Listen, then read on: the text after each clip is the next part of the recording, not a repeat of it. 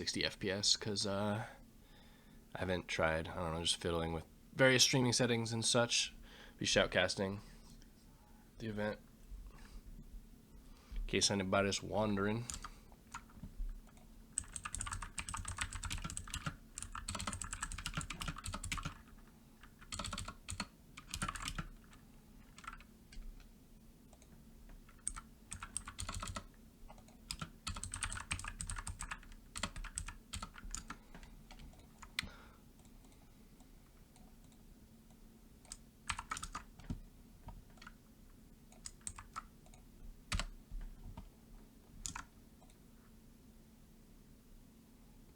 All right.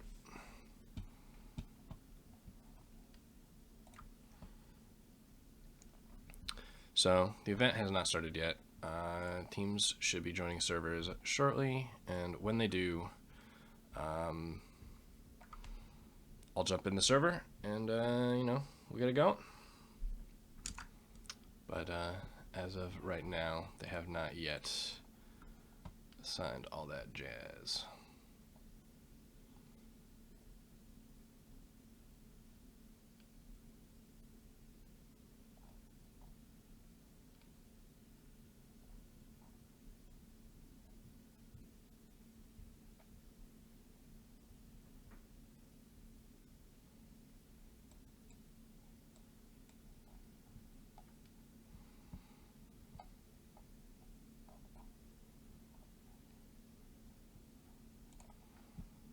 Make sure all my sounds are off and everything so that I'm not annoying anything. Definitely gotta deafen myself. Oh. Alright, well, I'm just gonna join a public server for now while we wait for all this to get started. Dang, these are all full. That's crazy.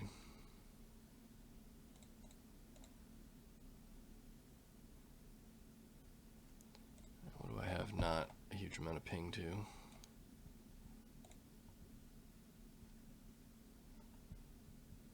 Quick refresh that. This is the Snail Man. Yo, what's up, everybody? How's it going? How are you guys doing? This has been a very slow to get started PUG event. All right, here we go. So if I'm gonna follow Tarpon, because he's my bro. Also, I don't want to step on Gems' toes since he's streaming his games and he's on Team Charlie. So Bravo versus Golf, Gym 2. So let me get this one, Golf, and I need to change. Should be pretty good game here. Danny G and Maxwell. Whereas Tarpon's team has, I guess it has Murdoch as well. That's a pretty stacked team.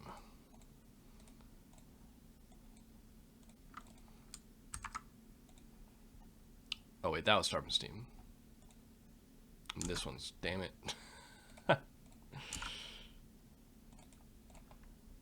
This one's Bravo.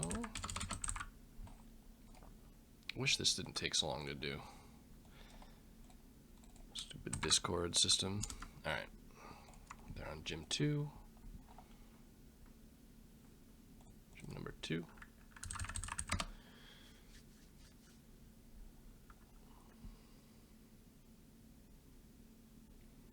Do you even lift, bro? So I don't actually even know what map it is. I don't know. Oh, nobody's even in here yet. It's almost certainly not a siege.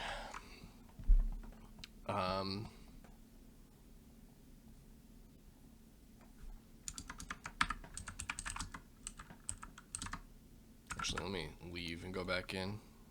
Make sure my net code is set properly. District Embassy Market. Thanks, Desert.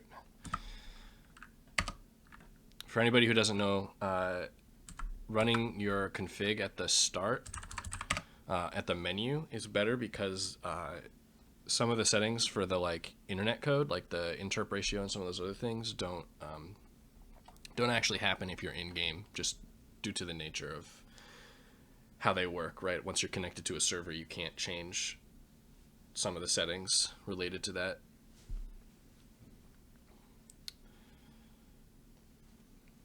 I should probably create a different config file that's like higher quality and looks nicer for when I shoutcast. Does anybody have preferences? Anybody have like thoughts about that? Do you think I should shoutcast with the same low settings I used to play, or do you think I should make like a little bit nicer looking? I can turn the texture quality up. I can turn like some of the specularity and stuff on. I don't know. It's tough to say. I'll definitely turn the texture quality up.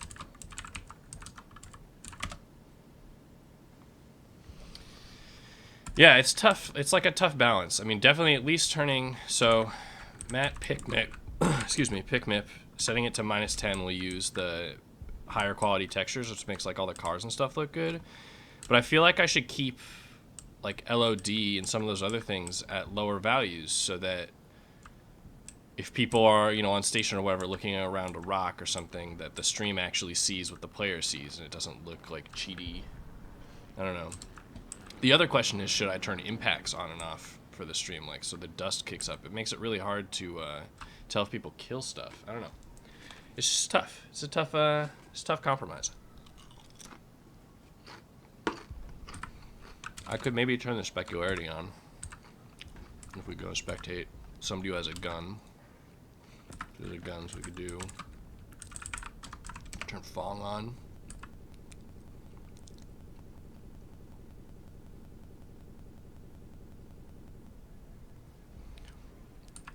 Kind of makes the guns look all shiny. I don't know. I kind of think it looks terrible, but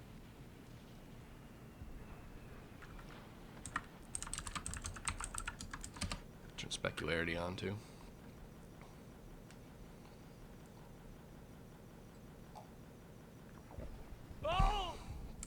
Maybe at some point today I'll go through and make a CFG that does all this. God, I don't know. Look how like crazy that looks compared to with. It's so shiny. I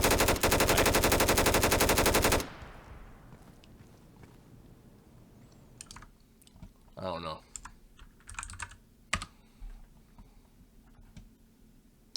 Don't know.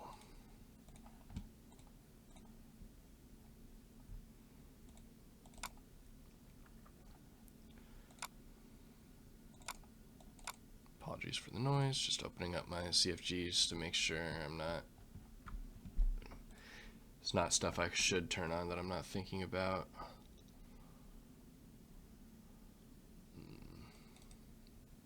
I should put the bump maps on, probably.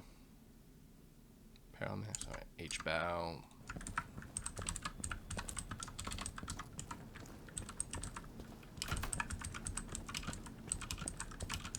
What's this? Not a parallax map.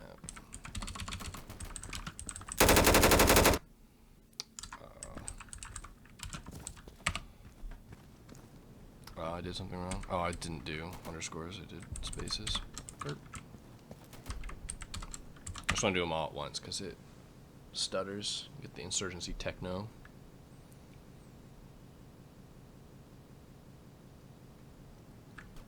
Alright.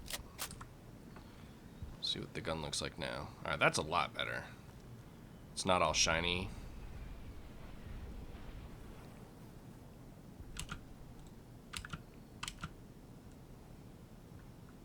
Looks pretty good. Chrome mod? No, that was just I was going through and turning some of the like speculated like the shaders and various lighting effects that they use to make the guns and models and stuff look different. I was turning them on, and if you turn some of them on before you like if you don't have the right mapping like parallax maps on or whatever, and you turn the specularity on, it just makes the guns look crazy. Yeah. It is kind of nuts. It looks insane. But this looks pretty better. This might be a good compromise. I'll put this all in a CFG, like a casting CFG file. I'll do that right now, actually, since we're waiting for people. So what did I do? casting CFG we have. Let's just copy my regular CFG. But then we'll do turn Fong on. We'll turn. I'm definitely not turning Super Bloom on though. I don't think I want HDR level on.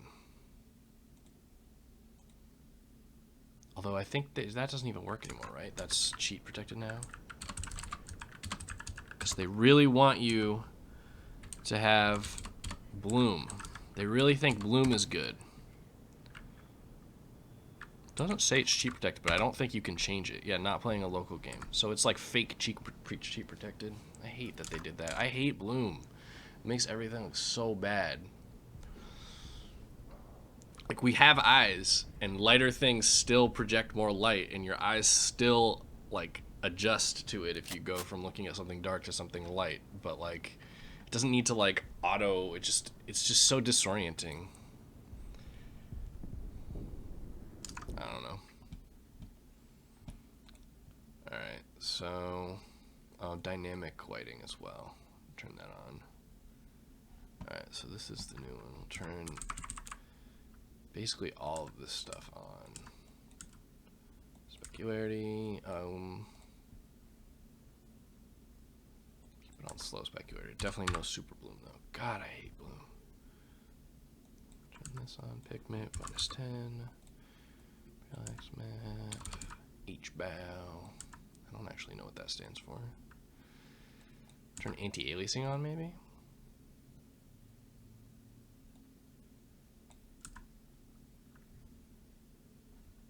Alright.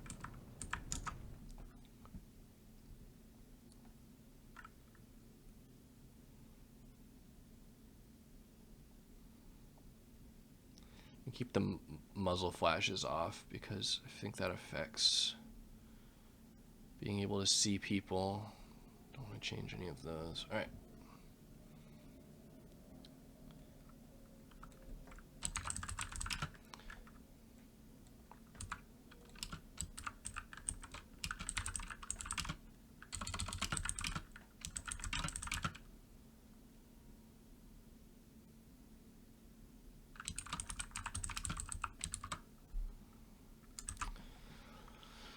Save this one. Casting.cfg.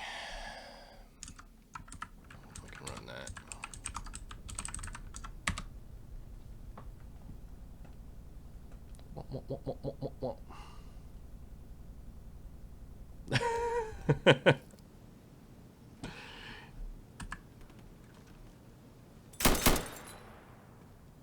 This looks pretty good. I mean, this game... Oh, what is that? What was that? Is that dynamic lighting or something? Look at this crap.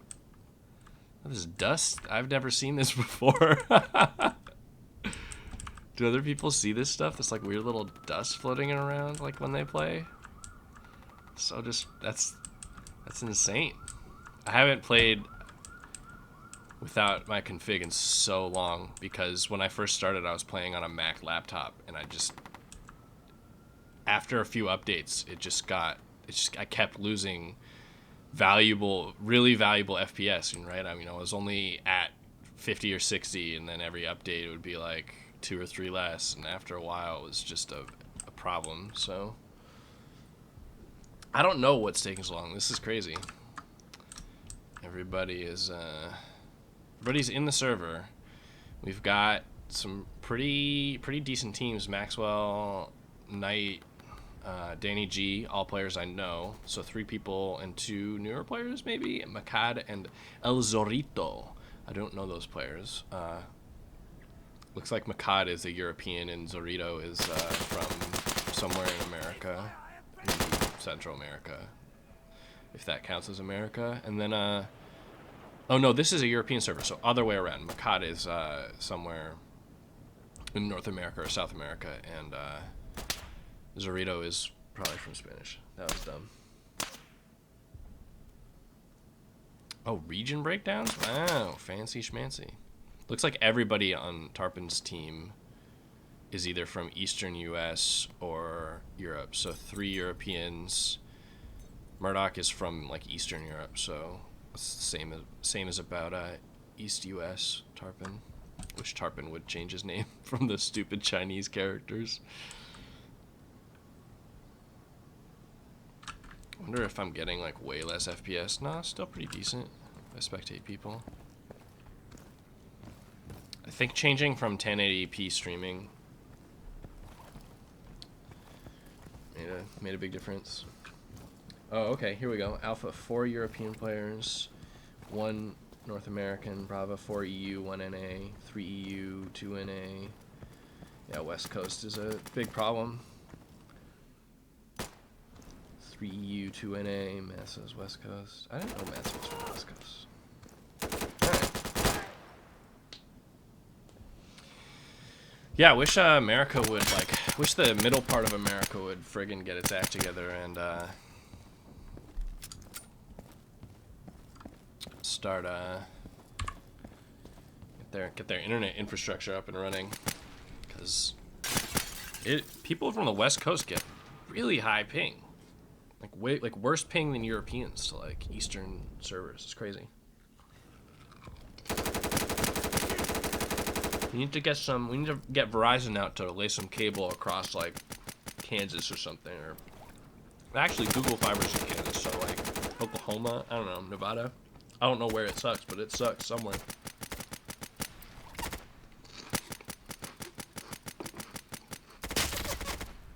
It's too bad that the LA server was always like so crappy for some reason. Wow, that was a nice headshot.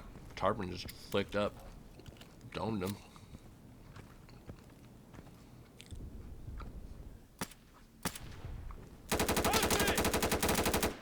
Ooh, he hit him. Oh my god, this gun has terrible recoil. Don't use it. Why would it have worse recoil than like an assault rifle? It's crazy.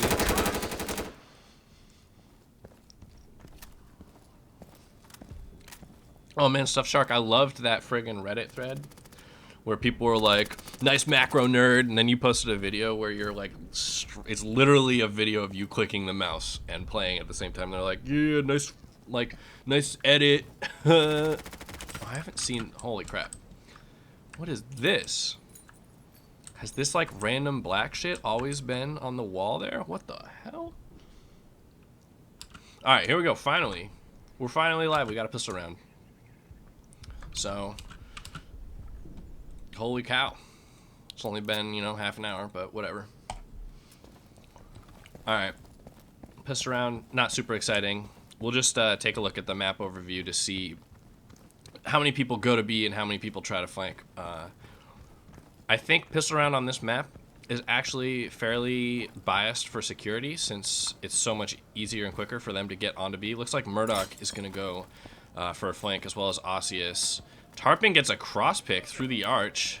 What do you think he is, Snailman? But it still doesn't matter. Multiple security players getting onto Bravo. Knight getting a kill onto Osseous and Tires. Knight getting another one. Murdoch killing one of the B players. Danny not actually on the point. Might get this kill onto the player, but turns away. Tarpon doesn't see him, however. Danny does manage to secure the kill. Philipka is behind Danny, though. If he looks out far enough, he will be able to get the kill. And in fact, it is down to just Philipka in a 1v3 on the pistol round. He fires some bullets. Danny turns around and gets the kill. So, well, actually not despite what I said that security is somewhat biased, and they do manage to pick up the pistol round. However, I do think that I do prefer Insurgent side on this map. Especially in PUGs, I think it's a little bit easier to coordinate in pickup games, like how to play and how to watch flanks and stuff. I feel like people on security side have a lot of trouble playing Cafe and Tires and some of the flanking edge routes, and that can cost your team a lot of rounds. Bam.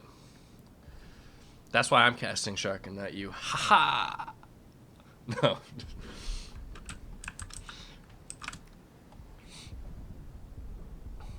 I didn't actually catch the vote.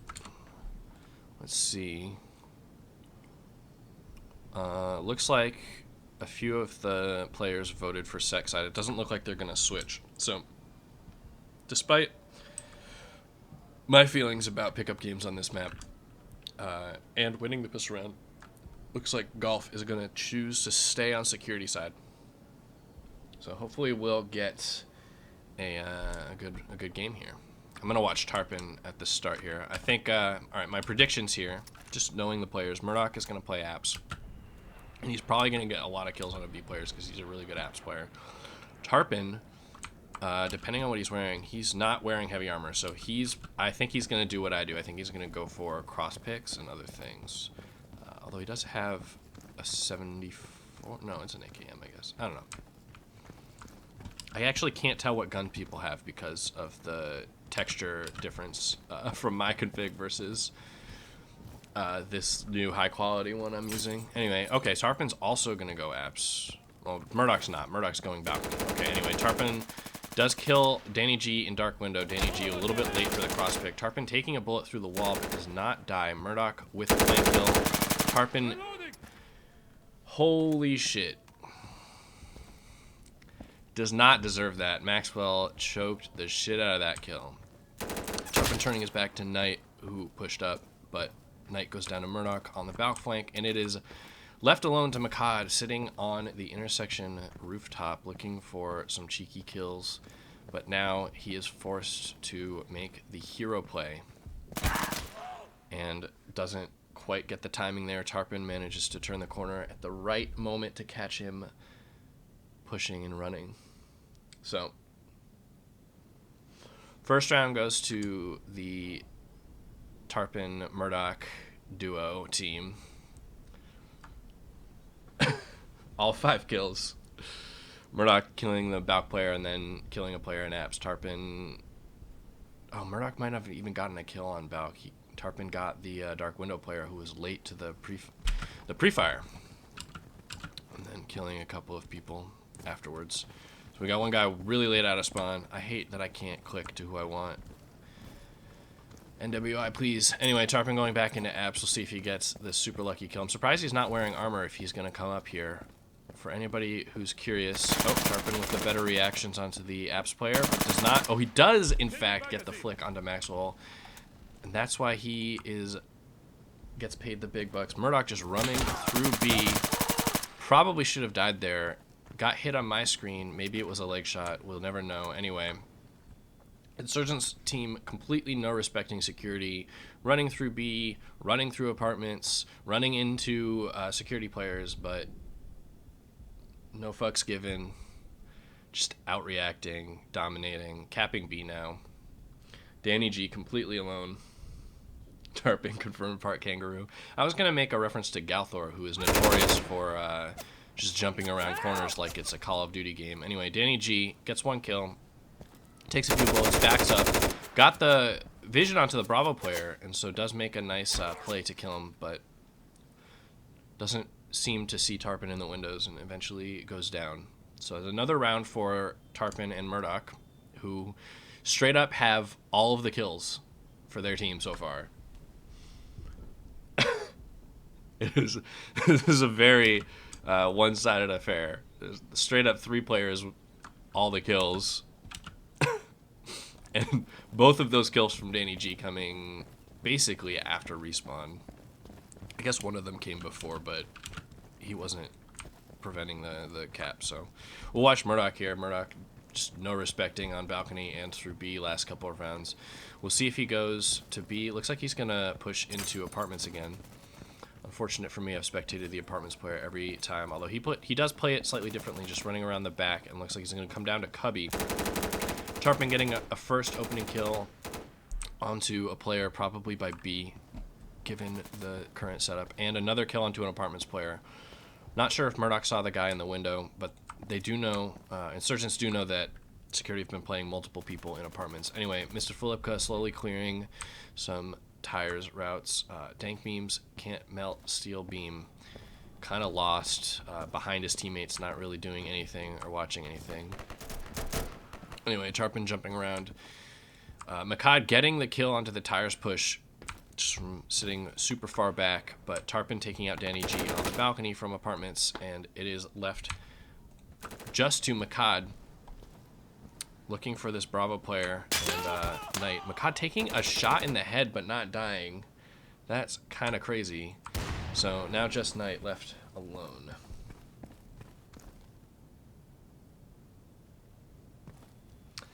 Wow, is that my first long copy spam in my stream? I don't know if I can support that kind of Twitch behavior. Anyway, Insurgents capping B, which spells doom for security players.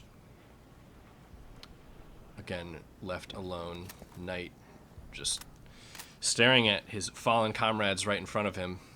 He's going to peek out and get left versus right peeked by Osseous at Weeds. So finally, some other players getting some kills. Osseous got the last kill on that round, and a couple of security players getting some kills from playing more passive. But this is really just a clinic from Tarpon and Murdoch on how to just out-aim everybody. Security hasn't really adjusted their strat. They've run, Makad's played the same defensive role on the street every round. They've played Danny G on balcony, Knight and Maxwell in apartments, and sending Burrito out to B. Oh my god, I don't want to watch another apps play. Alright, Murdoch. Not going to apps, he's going to camp. Okay.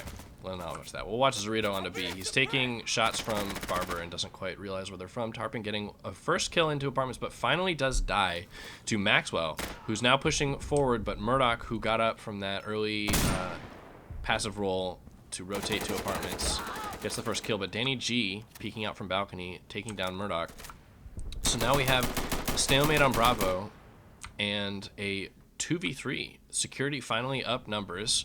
Murdoch and Tarpon both down, so it's up to the rest of the team to do something. Dank Memes kind of wandering around in apartments, and Osseous prone on B. It doesn't look like anybody's moving. Makad gonna camp the street. Danny G looking for a free kill from balcony. He does not see the player peeking the window. Oh my! He finally does. Probably called out by someone on his team, but sprays wildly and does not manage to pick up the kill onto Dank Memes,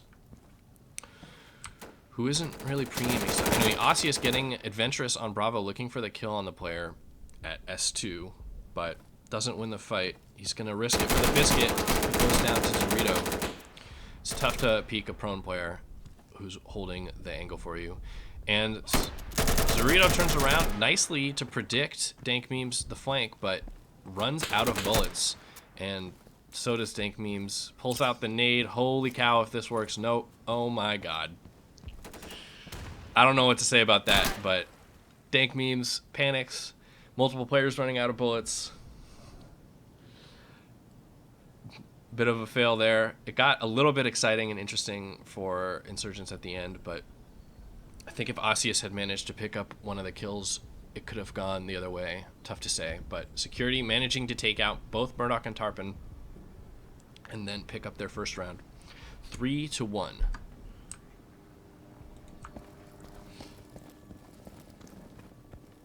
Whew. This is why we get frequent Reddit threads asking for some way to count. Is there a way for me to count my ammo? No, definitely do not. This is actually the game that broke my habit of reloading after every engagement. I used to do that playing Call of Duty and Bad Company 2. All right, Murdoch gonna run back around to Cubby like he did the last round and look for this player in Cafe. Doesn't seem like Insurgents have pushed Cafe, realizing, or they don't realize that Security isn't actually playing it. It's completely open. But anyway, Dank Memes going down to Knight in apartments. Nope, yeah, apartments. Just huge apartments play from both teams. Filipka rotating up, back around, despite Tarpon still being here. Seems like poor communication from the Insurgents. Osseous waiting, probably going to peek out looking for a kill on a Balk player. Yeah, just looting that occasionally right-leaning. Anyway, Tarpon getting a kill onto Maxwell in apartments. Filipka thinking about pushing out tires, but Makad sitting up on the roof. Oh man, Filipka can see his leg, but he doesn't. Oh, maybe he'll notice the guy stood up. He does notice it, but doesn't actually get the kill. Makad managing to avoid dying there. Anyway, Danny G got a kill onto balcony, but, or wait, no, did he go down? He went down to Osseous on balcony, excuse me. So down to just Makad and Knight. Knight slowly creeping up through apartments. Murdoch capturing B, spawning in one player. There's only 45 seconds left in the round, however, so security does need to make a move. Knight is probably going to look for a few free kills out of spawn. Unclear if security know that they've only killed one player or not. Tarpon kind of running around, runs into Knight and manages to get the kill. I missed Makad going down, but he did happen to go down on the street. So another round for Insurgents, 4-1.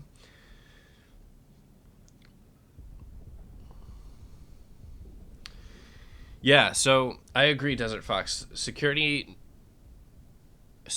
I mean, Cafe is hard. People do not typically play it very well. There's very few, I would say, great Cafe players for security side. It's very tough. You need to play it because you can't let your Bravo player get completely flanked. But you do need to, we're going to watch Tarpon since he's in the front here. It is tough. I mean, you're not actively looking for kills, right? You're kind of protecting the flank. You don't want to get shot from hole. Tarpon looking out for Zorito running into B. Doesn't realize that his spawn's super good, but does pre-fire dark window. Gets the kill onto Danny G. Pretty huge. Sees the bullets coming through. Takes a bullet through the wall. Spam from balcony, so should know that there's another player there. Looks like his teammates have killed the player onto Bravo. Aussie is slowly creeping up onto balcony. So he's going to clear dark window here. He's probably going to wait. Maybe he'll push the player when he starts shooting. Anyway, Murdoch running through arches. Does manage to clear the corner that Makad's playing since he's been there every round. And flanks Knight, who did not react to his teammate dying on the street. And Osseous does creep into balcony and manage to take out Maxwell. So that's all she wrote. Security are sending a player onto B, but they are really not supporting him well enough. Danny G dying needlessly in dark window to Tarpon's pre-fire. And they're playing a lot of players in apartments, and Makad's super passive on the street. So their B player is really just completely left alone and is just straight a free kill for Insurgents so far. And that's just not good enough. You can't just let your objective player just die alone like that every round. Yeah, I think the apartments play, in my opinion, apartments isn't even a lane that you should play every round as a security, right? Like, it can be very effective if you're really distracting and disrupting the Insurgents apartments player, because that's such a power position for Insurgents. But there, Zorito going down again immediately to Filipka in tires. Tarpon killing Knight in apartments. I mean, security are playing apartments very heavily. At least one player every round, sometimes two, frequently two, and they're really not even disrupting or distracting. Insurgents are running up into apartments for free, no fear of dying to pre-fires, no fear of being pushed or any nades or anything. It's just free kills across the board. Tarpon taking out Maxwell in tires, and probably Murdoch realizing that now. So it's Murdoch capping B, and Danny G and Makad are both just still on the street. There is zero map control for security. Bravo has been capped. There's a minute and 15 seconds left in this round, and really nothing that security can do. Power, but did I misspeak? Tarpon getting a headshot onto Danny G onto Bravo. Filipka is going to decap the point, and it is left to just Makad, who goes down to Osseous on the street. So that's it. They're very committed to their strat. They're, really committed to Makad playing on those rooftops and Zorito running into B and playing multiple people in apartments. They haven't really adjusted at all. I would say that they're not really thinking about how this game's going as a team. They're really thinking about it individually, like, oh, I need to do this in apartments, or if I had help, maybe here we could do this. But they're not supporting their B players, and they're not really taking any aggressive control of the map. I would suggest for them to maybe try it to make an aggressive play onto balcony instead of apartments, and then fight across the map rather than just trying to get free kills.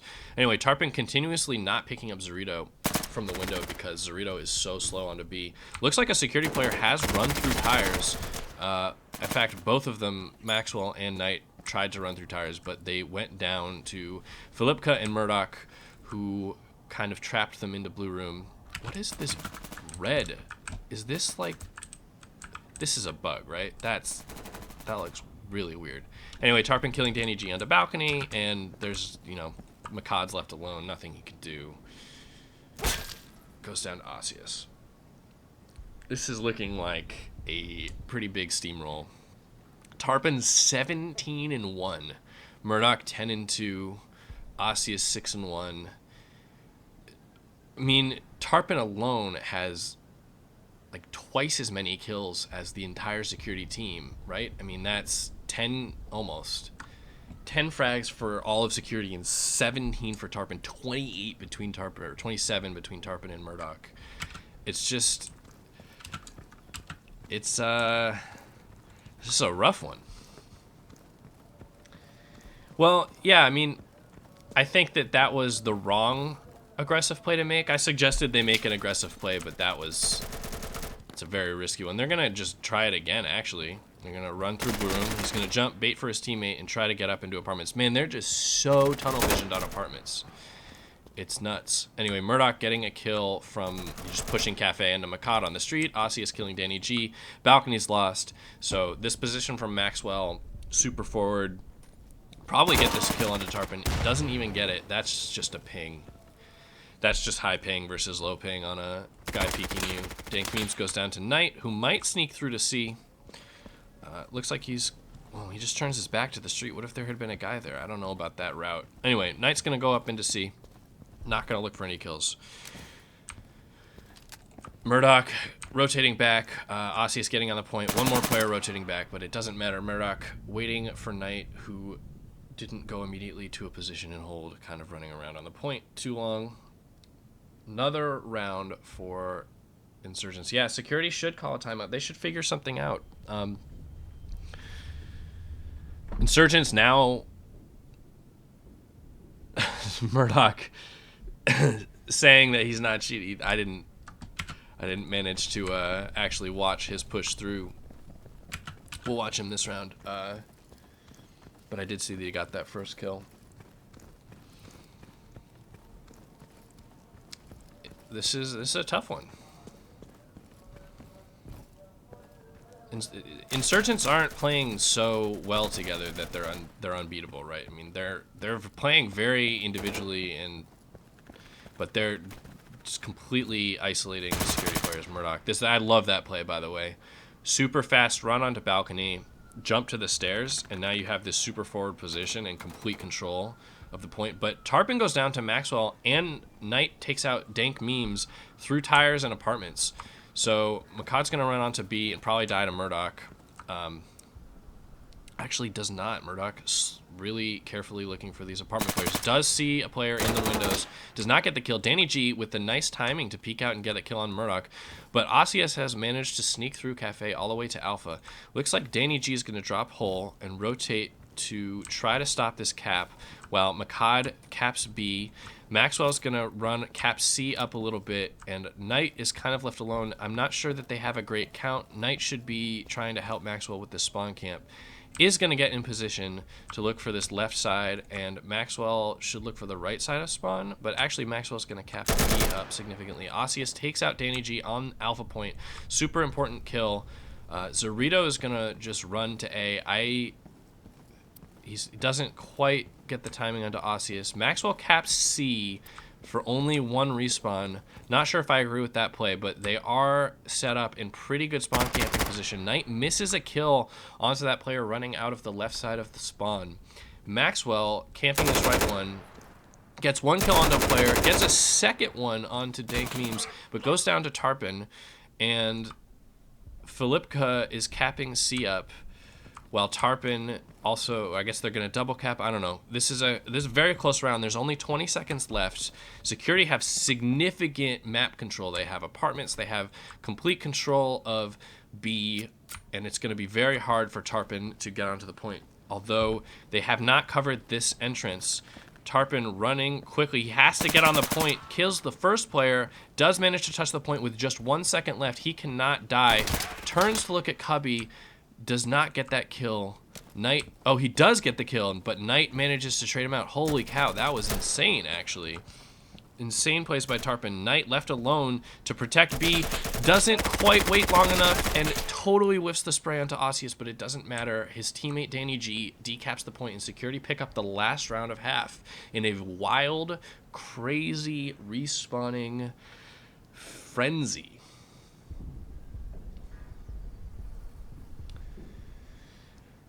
It's surprising. I mean, they were in... I think they could have won it more cleanly, but they had a very dominant position after that first cap.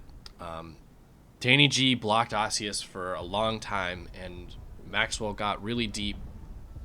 Knights, Maxwell, and somebody else were all very deep with huge portions of map control on Insurgent side. Tarpon almost saved it with the double kill running through security arches, but there were just so many players and so little time left on the clock that it was virtually impossible at that point.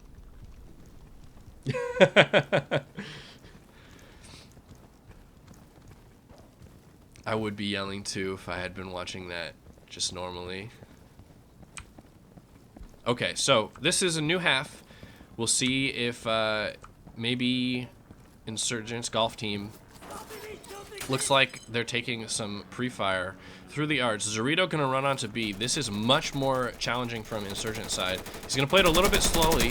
Does manage to pick up Murdoch, who, no respecting the arch play, just ran across. Knight also pushing aggressively across apartments, kills Tarpon. So down to just the 3 other players on Team Bravo. Filipka pushing through garage, taking some bullets. Kind of manages to get the aim right on Danny G, but doesn't quite get the kill. Makad getting a kill across the point onto Osseous, and there was one more kill that I missed, but it is down to just Dank Memes alone in apartments. Does not have any idea where these Insurgent players could be. And he's making noise. This is a mistake. If you're gonna be crouch moving, you shouldn't be making noise. Anyway, Maxwell on the other side of the doorway gets the kill, and that's another round for Golf. So Golf picking up the first round of that half. Pretty good play. Zorito with the good kill onto Murdoch, who was trying to just... didn't even turn to look at arches, which surprises me.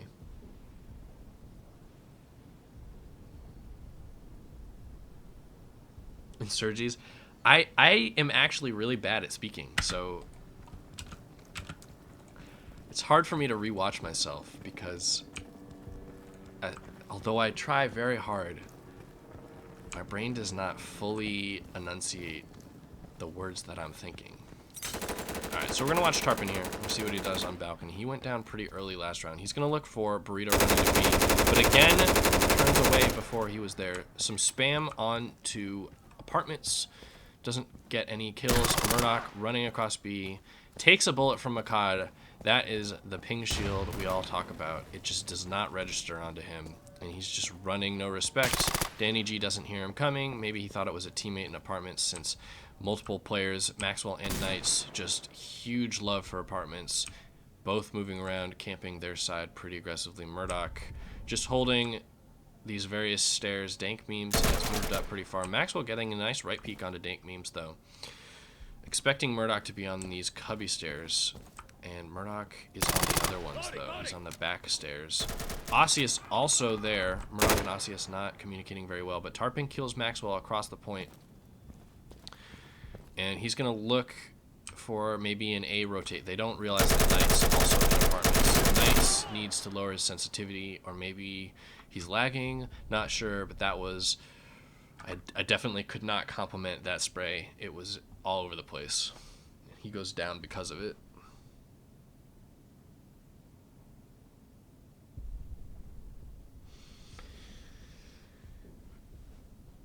I don't think that Murdoch could have aced that round, because Knights and Maxwell were so passive watching each other's backs in apartments. I don't think that it was a good position by them. I don't think that they had any chance of getting back into that round after Murdoch killed everybody else, but it was going to be a really hard ace. Anyway, we'll watch some Insurgents players. We're going to watch Danny G. Actually, we're not going to watch him since he's playing the flank. Zorito running through this left window is a good way to run to B. You're pretty safe from cross picks.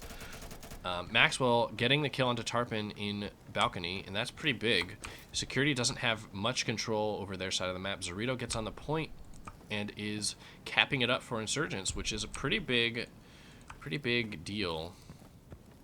Usually that's security players. Makad getting a kill onto Osseous. Murdoch looking for some pre-fire onto T2. Does get the kill onto Zorito. And is running through looking for another kill. Picks the perfect corner. Gets the kill onto Makad. Sees the player jump across arches, but goes down to Maxwell. Knight looking for the player in apartments. Does manage to pick up dank memes and is down to just sanity. Mr. Filipka, we'll see if he can clutch it. He's very focused on Insurgent's archway. Now he's looking towards blue room. I didn't know if he could see that player or not, but he definitely can. Does not go down to the apartments player, but does not adjust and does eventually go down to him. What's up, Jia? I actually don't know how to pronounce your name. Yeah. What's with these red things? Is that like a texture glitch? Maybe I need to reload the map or the game or figure out why that's happening. It's kind of like a weird... Maybe that's just there and I never noticed it because I play with the low settings however I want. That's what I like to hear. Names are hard. So Insurgent's actually putting up a bit of a fight here on this side. Confirming my suspicion that Insurgent side is easier to play in pickup games. Zorito's going to play this a little bit differently. He's going to wait for the push across the point before potentially running out to step on. Tarpon looking for some free fire into apartments. This is good because Murdoch has pushed way up, but Murdoch does not push with the pre-fire, although he is going to get the timing on Tonight, who wanted to throw a grenade. Anyway, Zorito is capping up B. It's about 50%, but Murdoch with that flank gets the free kill. And Murdoch getting another free kill onto Danny G, who might have rotated up to apartments. I'm not entirely sure. Anyway, Murdoch just running around, getting free kills because communicating is difficult. Anyway, Maxwell is going to give that up. Insurgents need to figure out a way to get back into this round since security are now capping B and have very good map control. Murdoch deep up in Insurgents territory. Anyway, Murdoch takes out Makad. Maxwell waiting for Murdoch to push behind him, but Murdoch is running around the other direction. And it is a tough situation as security is about to cap Bravo. Dank Memes does cap it. Murdoch goes down. That was Murdoch just running across the point? It's hard to keep track of him. Anyway, this is impossible. 1v5, 2 respawners, 3 people. Dank Memes on the point. Another player underneath balcony. Tarpon kills Maxwell from balcony corner, and 10-4 map point for Team Bravo.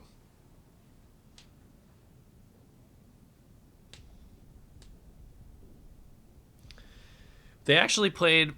Knights was definitely up there, and I think Danny G rotated, but he was a little bit too slow. Murdoch doing a good job once he got the first opening kill to just move quickly. If you move quickly, you have a very good chance at exploiting the other team's reaction time. It's very hard to communicate. You know, there's some lag time, right? You die, it takes some time to communicate what happened, and then it takes more time for whoever is supposed to adjust to that to adjust to it. Anyway, Danny G, taking matters into his own hands, is going to run onto B, but is going to go down to Murdoch. Zorito does manage to refrag, though, and he's going to get onto B, but Tarpon takes him out from Dark Window. So we're down to just 3 players. Maxwell getting a kill onto Filipka in Dark Window. They probably do not realize that there's another player. Anyway, Knight's getting a nice kill onto Dank Memes, who wandered out into the middle of apartments, but Tarpon gets the refrag. And look at this player. Osseous just pushed entirely through Cafe and Street and ran all the way to Charlie. And he's going to cap this up. We'll see how Insurgents react. It looks like they're going to try to cap B. Makad is pushed up in Insurgents' arches, but he has to touch the point. Time is very valuable here since Osseous touched C. Tarpon manages to look the right way. I thought maybe his gun would block that, but he doesn't know where this B player is until now. Maxwell looking for the kill, doesn't pick it up. Osseous caps C. Maxwell trying to wallbang that wall, and Tarpon gets him full blind.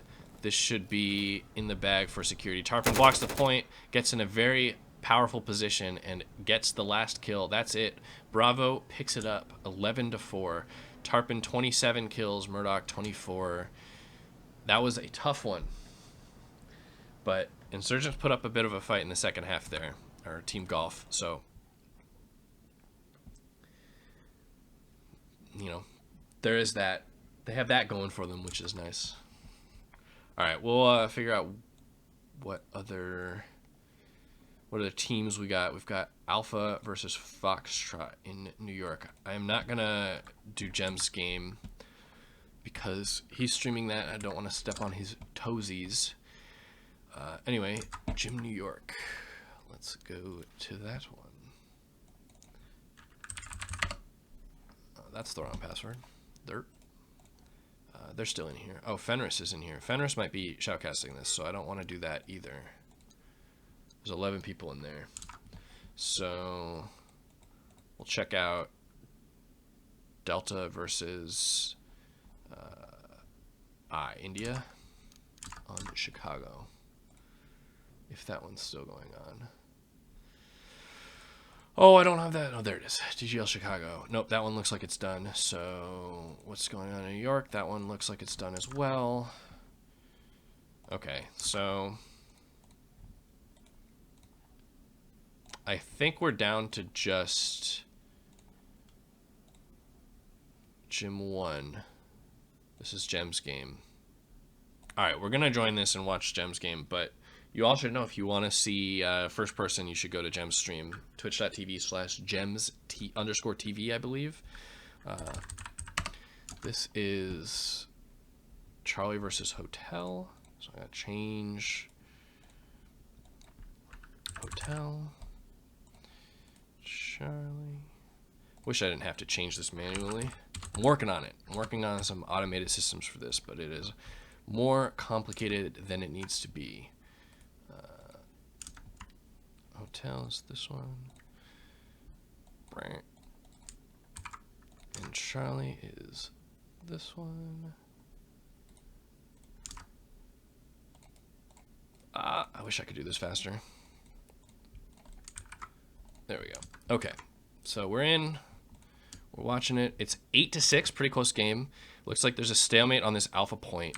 There is Stilu just around the corner. Space Monkey capturing Bravo, however, and Tree's Princess has capped up Charlie significantly. So even though Kedrick, is that Kedrick? I'm not sure. That's hard to say. That's just an impossible name. Even though he is getting this dank spawn, or gets the alpha cap and is getting a good spawn camp, I don't know. Tree's Princess capped C. I'm not sure why security capped Charlie since they had literally just respawned, but they are in good position for a spawn camp. Tree's Princess does get super flashed, and Zoltan is going to run behind him. Multiple players going to run behind him to the point. Gems also. Nacho Zach going down to Tree's Princess. And Space Monkey looking for more spawn kills. But Gems and this other player, Zoltan, have made it to Charlie and are double capping. There's only 10 seconds left, however. Somebody needs to go to B, and Gems goes down to Space Monkey. So that is not possible anymore. Zoltan probably was going to go down there, but does not manage to because the round ends. Man, Space Monkey with 32 kills. Tree's Princess with 25. Digi, Italian player, I don't know, BR Digi ITA, is that Brazilian or Italian? I'm not sure. Anyway, 17 and 16 with 6 objective caps. Lots of objective caps here. GR, a player I do not know, with 29 kills, and Gems with 22. So some newer players, or players I don't know, maybe people have changed their names or something, doing pretty well in this game. And I have no idea how anyone's playing. Looks like GR, despite having a lot of kills, is going to play really passively. I don't know what he's doing, but he is way far back on his side of the map. Looks like Kedrick is looking for a free kill and hole, but goes down to a nice nade from Stilu that managed to ricochet and bounce all the way back into side room. That's pretty crazy. Anyway, Nacho Zach flashing through Cafe. It looks like a lot of Insurgent players running to Alpha. I wonder if, if this is something that they've adjusted to.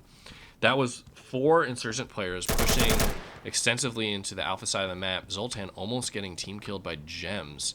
Bad communication there. Salu looking for a free kill but doesn't get anything. So GR is just lurking and trying to get free kills onto security players by Charlie, and they're going for Alpha. So they're gonna try to get this Alpha cap, and then they're just gonna try to camp it and get a spawn camp. And they're gonna try to play this round all the way down to 0 seconds on the clock, so that they just win by having 2 objectives. This is a strategy that I actually love to try this on different maps. Man, Zoltan with a nice kill onto Salu, and GR with another free kill onto a Charlie player. So this is actually really exciting for me. It's down to just... oh man, GR team killing Kedrick. That's not very nice. Anyway, Trees Princess looking for a kill onto Bravo player. Does kill Gems, but he's alone in a 1v5. I love those strats. I love those strats. That's something I really think works in this game, and is really hard to pull off, especially in pickup games, because people are just not willing to commit to like a strategy that requires the entire round time. But one of the interesting things about Firefight, right, is that if you have 2 points, if you have Alpha and Charlie, if you give up Bravo and cap Alpha and Charlie and camp them out, you'll win the round. You'll force the other team to come to you. So Insurgents, I think, have the hard read that security is not playing Cafe and Street and Balcony enough, that they're letting them through to Alpha, and maybe security is really dominating on Bravo. So they've adjusted. They're going to have 1 player lurk by Charlie and just look for some free kills.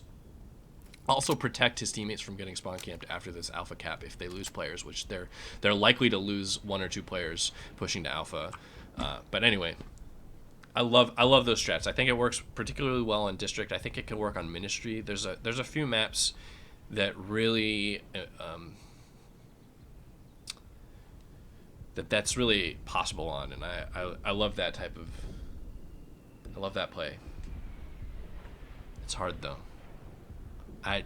Whenever I call it in pickup games, I have to yell at people because they'll do all sorts of shit. They'll be like, "Oh, we're through. We should go for flanks." I'm like, "No, you don't care. You're not actually trying to kill them. You're just trying to camp them out. You know, like you're not just trying to get free kill. You're not just trying to flank and get free kills or hold balcony or do any of this nonsense. You're literally just trying to cap the point and then get free kills by waiting for the enemy team to run onto the point."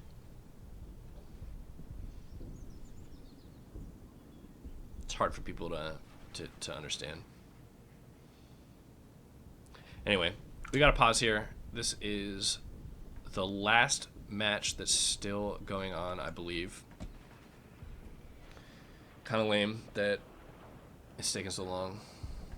Okay, that bind, that's Trees Princess, that's suicidal, because that's his ready bind, which is truly unnecessary. Yeah, suicidal MG. Okay.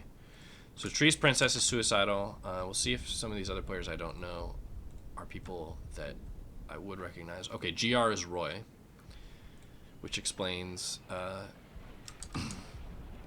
why somebody I didn't recognize has 30 kills. That's not very common. Let's see if this is Kitterick or not. Yeah, it is. Okay, so KCIRIDEK is... oh, it's his name backwards. I'm dumb. Okay, so that is Kedrick. He's actually a pretty good player, if not a little bit new. I'm not sure that he has completely, totally adjusted to playing in 5v5s and playing the way everyone else does, but he definitely has good aim and makes pretty good decisions if left to himself.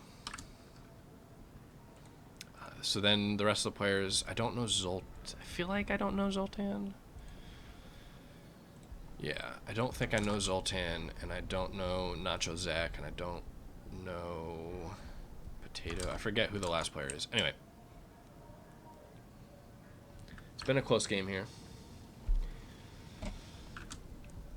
I'm not sure what I should do. I never know what to do during these pauses. There's nothing to talk about. How's everybody doing? How's everybody's weekend going? Anybody got like cool shit happening? Concerts or anything?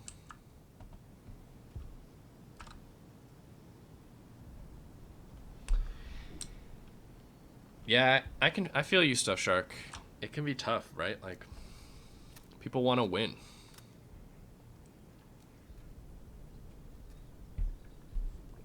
But they're also not willing to try hard, whatever that means. I don't understand why, like, trying hard and playing, like, really seriously, but also, like, you can't stand to lose and get really mad, like, upset if... I don't know. Oh, yeah, the Discord stuff, there's an overlay for Discord. Alright, so we're actually live here. Gem's looking for some cross picks. This is a tough one. It's pretty safe. If you jump up on this counter and lean out, you're pretty safe. He's looking for a counter pick. Looks like Lorenz is going to play pretty slowly back here, looking for players to run to A. Does catch Nacho Zach just sprinting down the hallway. Kedrick does not quite get the kill onto the balcony player, but he is going to get the kill onto Lorenz, who is not adjusting to the footsteps. Space Monkey looking for Kedrick to pop out of side room, but Kedrick has already jumped across to A. Gems capping B. Suicidal looking for a flash onto B. I'm not sure. He might be trying to flank and get the free kill from Cubby. It looks like he's going to go down to. We'll see if Gems adjusts to hearing that. First, he has to adjust to Space Monkey coming down to balcony, and he does not quite do that.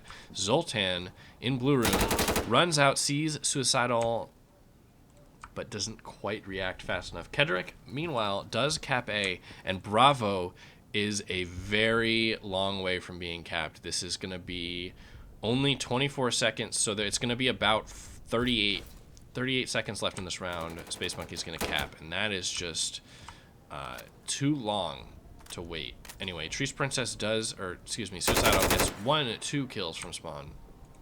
Gems and GR both running the long way. Gems looks like he's going to stop and try to cap C. GR and Kedrick both going to run into B. Kedrick manages to take out Space Monkey, and it's down to just Suicidal with no time left really to do much. Actually, I may have spoke too soon. Picks up Kedrick, but still 1v2 separated on the points. Gem's going to get this free kill. Looking the right way. Oh no, the gym Discord. The gym Discord is actually a partnered Discord, so it has server hosting priority. So I'm surprised to hear that you have problems with the. I'm surprised to hear you have problems with the connection, the voice quality and stuff. Yeah, so the Discord overlay is not really the greatest solution, because if you want to change which channel you're displaying, you have to go into OBS and change the URL of the source, and it just takes too long. Anyway, Roy sliding across, looking for kills onto B players, doesn't see anything, and is gonna just push through. Potato is camping it, but is too laggy to get the kill. GR Roy getting the first kill. Zoltan getting a frag grenade onto Suicidal somewhere. Space Monkey killing Roy. Nice shots. Kedrick with a kill on the Staloo.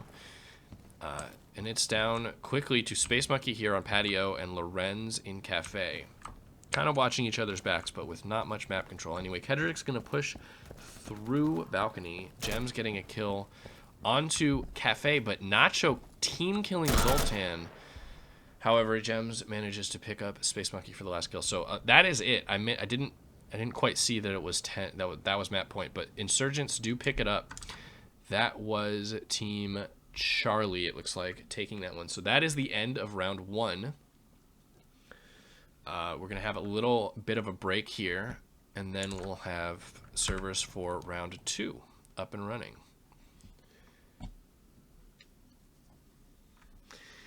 Yeah, if it happens with TeamSpeak, if it's happening on the gym server and it's not happening to anyone else, it's got to be on your end, Shark. Whether it's your ISP's routing to the Discord or it's something on your computer, maybe a codec issue, like Could be an audio codec issue, or it could be a CPU thing. I'm not sure. It's tough to say. But the Insurgency Gym Discord is, in fact, the official Insurgency Discord. It's the official Discord of the Insurgency subreddit. And that's why it has a vanity URL. That's why you can go to discord.gg/insgym for an invite. And that's why you can, that's why it has priority hosting for, and that's why Blade's frickin' like TeamSpeak icon is a animated thing. He gets like free Discord Nitro or whatever since he owns it. Oh, interesting. When you swap to it, it loads normally. So it's like a background process issue. So that does suggest that it's a CPU thing. All right, Roy. You don't get to say that you're somebody else has to say you're a beast. You don't just get to like come in here and be like, yeah, I'm the best. I know that you're GR. I know that you're Arroyo98. You can't fool me. You can't fool me. You did have a 30 plus bomb. That was pretty good. You did a really good job on the AC strat. I was really excited to see that your team pushed 4 people A and played for the like 2 objectives at the end of the round. I was really excited to see that. You did a very good job lurking by Charlie. It was your strat? Man, I've been trying to make that work since like season 2 of DGL. We had this strat where we would throw multiple smokes out of side room windows to like help cross. We had like flashbangs and all sorts of executes. It was so unnecessary for like any of that, but it actually works pretty well. I love that.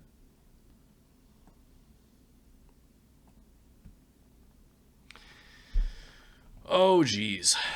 Normally I would jump into a public server, but I really just don't want to. So I'm just not going to.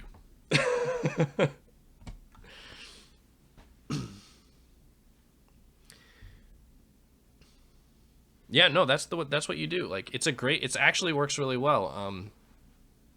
It's especially effective as a gimmick strat if the other team is really just dominating Bravo and you don't have a response to it.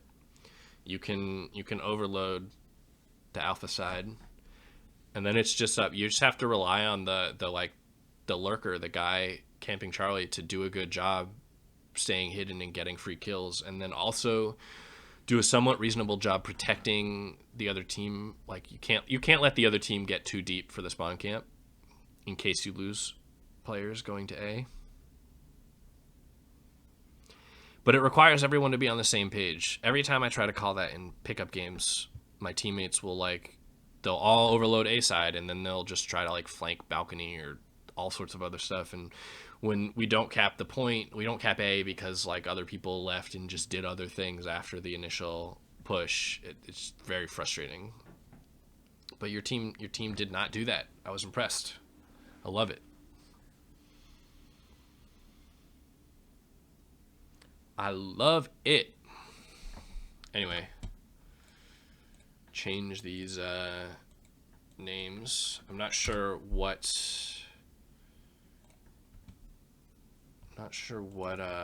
teams I'll be watching for the next round. We have pairings. Okay, so I don't know if we should watch a different team.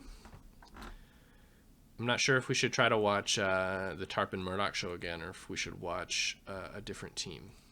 Let's try to catch Morty and Buttjuice's team, Echo versus Foxtrot. That we didn't see any of those players play. So Morty and Catbus's teams. Let's do that. So they're on DGL New York, and let me grab these IDs. I hate that I have to do this. Go and edit, find the number, paste the new one. So that's Echo. This is Foxtrot.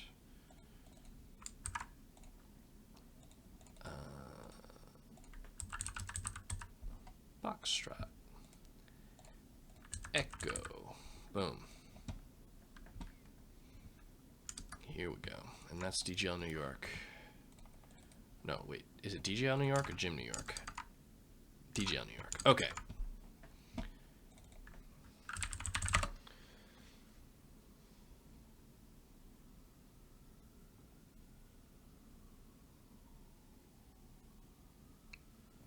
Is Dirt Rally like an indie racing game? What is that, Stuffed Shark? Are we on Embassy this round? Or are we on forget what the maps are. I should really focus more on all these different things. Okay, so announcements. Yeah, NBC second round. All right, that's gonna be very crazy. I expect a lot of flanking and a lot of respawning because I don't think people will be particularly adept at rotating. It's especially hard if you're not used to the map. So that's what I expect. I know Catbussin has played this map. I've played it with him. I think he knows what's going on at least. So see what these teams can do. Okay, so Sim Arcade Rally Racing game. Very hard to learn, but really good. That sounds pretty cool. Insurgency on Wheels. I don't know. I don't know if that makes any sense. Like, how could it be insurgency if it's cars? I don't know. I don't get that. That's too hard for my brain. Hurts. I used to love playing San Francisco Rush, like some racing games back in the day. Racing games are always fun. Nice way to relax.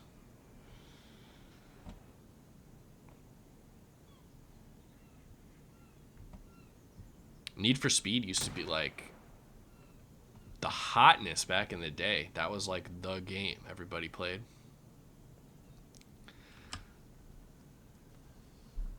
Which team? I'm gonna try to shoutcast Echo versus Foxtrot Finesse. That's what I'm going for, I think. Since we didn't get to watch either of these teams play, I managed to pick up most of the Tarpon Murdoch show and the tail end of Gems and Roy versus I don't even remember. Honestly.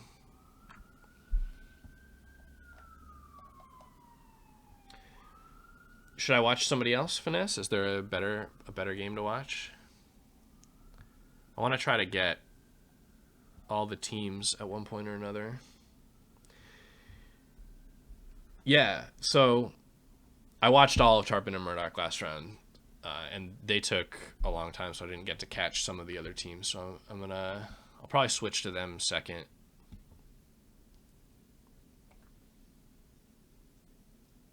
Get Catbus's team. I think that is this one. I think that's what I'm doing. Can do.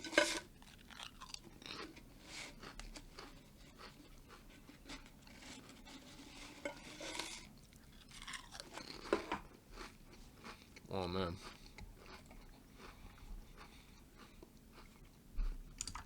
I gotta stop staying out till like 4:30 in the morning, the night before these events. Makes it way harder to focus.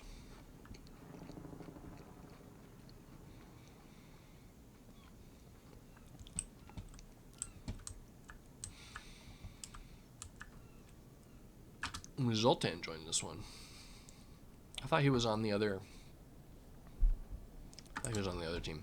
Maybe that's a Gym New York versus DGL New York mix up.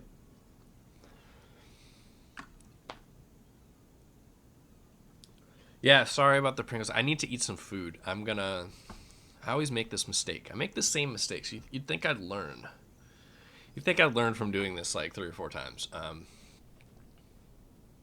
It's hard though.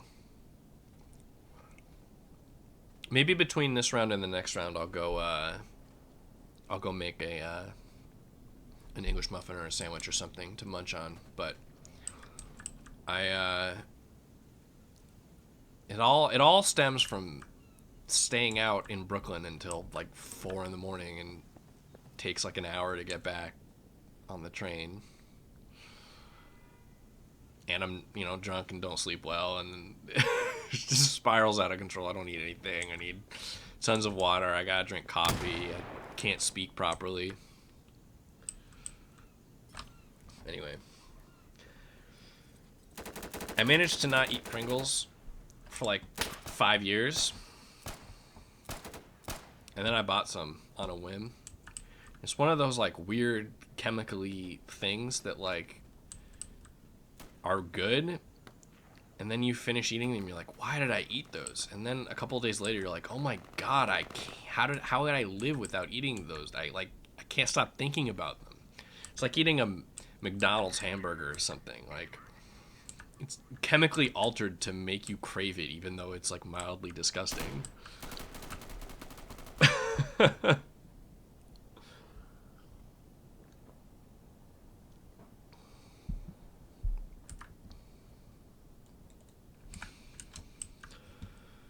Oh my. Looks like a lot of people are doing some manual callouts.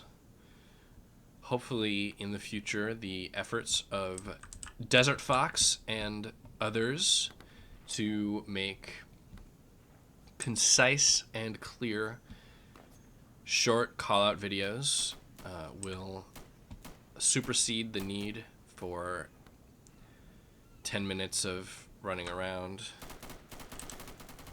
saying things that nobody remembers anyway. I always thought that that was something that should exist. As great as Enfiende's videos are, and how deep and how much knowledge can be gained from watching them, they're really long, and he talks painfully slowly. Also, the settings for his microphone, I mean, I love the guy, but his microphone peaks constantly while he's talking. It's not too loud, but there's a lot of distortion on it, and it's can't do it, man. Can't do it. Yeah, just make sure to call it Bunker on Market, please. Thank you. That's my one thing. I've wanted to get that changed for years, and I managed to for a while. It's just unnecessary use of gay spot for places where people prone in camp.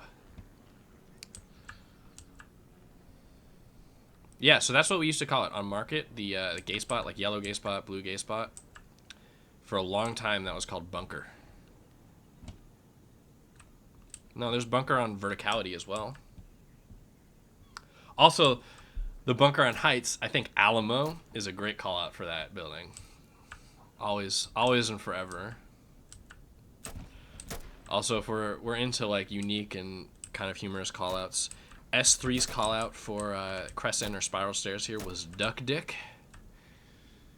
For obvious reasons, in case anybody wants to say crazy things that nobody understands.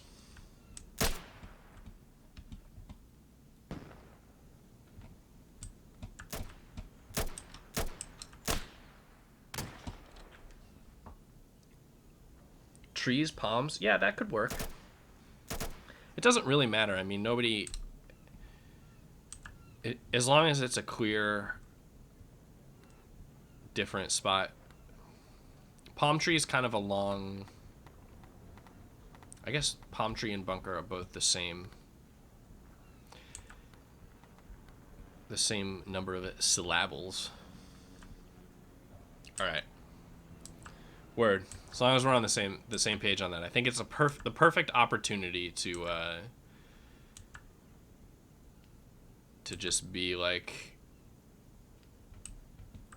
totally professional, whatever that means. I think a lot of the callouts actually on Market could be improved. Unfortunately, I think the callouts on this map could be improved a lot as well. So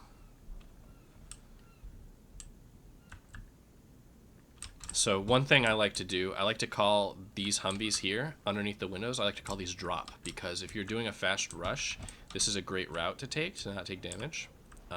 to run out the first window here by the stairs and drop down. So I like to call this area, like out here, drop, like our drop, their drop. And then you have like burning side and ramp side. Red cubby, blue cubby. So then, man, it's just so hard. Everything is just so symmetrical and the same. It makes callouts hard. But, you know, like statue, empty side, or window. I don't know. I've never even heard anyone call it gay corner. But dark corner is definitely the callout for alpha. I did see barrel. Just for conciseness, barrel is like totally fine. If you can shorten a call out by just removing a word and it still be completely unique, it's always worth putting that effort in.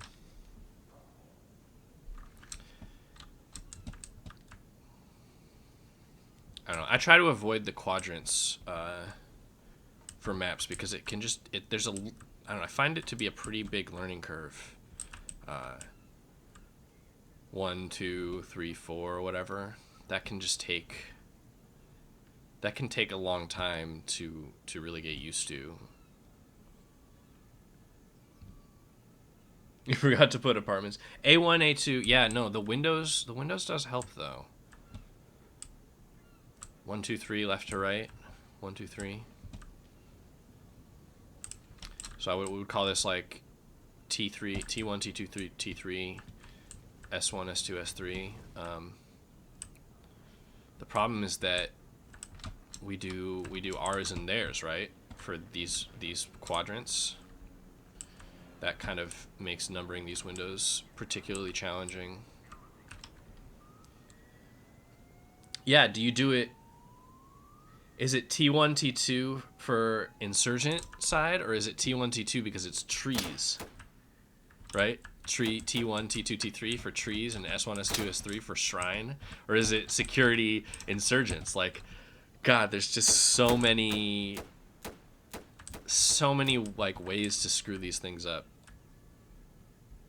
I think on this map it doesn't quite matter as much as on district for numbering the windows, because you have so much space to peek these windows from far back that when you're peeking one, like if you're peeking ramp from here, you're exposed to B main or stairs or connector or whatever from this other one. So like the ramp guy might call, you know, second window, but this guy might want to look first window. So I'm not sure that it's actually necessary on this map, and I think it might be detrimental to number them all. I don't know. Interesting. Okay, what is this? Ta.net? It's a virus. Oh God. This is pretty easy to read. See if I vehemently disagree with any of these. I would never remember the quadrants A1, A2, C1, C2, but I guess I could get used to those. I think palm is an unnecessary call out on this. Red palm and long. I think some of the like flanking areas could be improved with some of the callouts we use now. Like, so I call this thing we call gallery on FGC. Like these doorways and these rooms back here. So that's blue gallery and red gallery, and that's been actually a really good call out for us. And this thing as lounge rather than like long and palm. I don't know that it's really that necessary to name those things, and having, I don't know, I'm not sure that those are great. Anyway, we've got a pistol round. Finally, we're live. It looks like, so this is DGL, so it's not the just B only pistol round. We're gonna watch Kappas here. It looks like he's got armor. He's pushed up. He just missed that player on connector. I'm not sure if he saw that player or not. It seems like maybe he did. He's expecting somebody to peek from trees. Anyway, Morty opening up the first kill on a player by Alpha, but he goes down to a second one. So Butt Juice, no, not Butt Juice, Sanity Arrow gets Kappas. I missed who killed Morty. Dice maybe? Anyway, Charlie being capped by security. Butt juice on insurgent side of security. Looks like Karak is going to come block it. He should just sit and block. We'll see if he sees the player. He definitely saw that player. I don't know if butt juice saw him. It does look like he did. Gets a headshot through the wall. Doesn't actually pick him up. Does manage to hit another bullet onto him. But butt juice, in the end, manages to kill Karak despite hitting a headshot and a second bullet through the wall. Anyway, Charlie being capped by security and Bravo. This might be an all-cap. Flexi completely alone. Managed to push through the flank, but it's going to be too late. Goes down to Sanity Arrow before he can touch B, but it didn't matter. Charlie was about to be capped. That was over.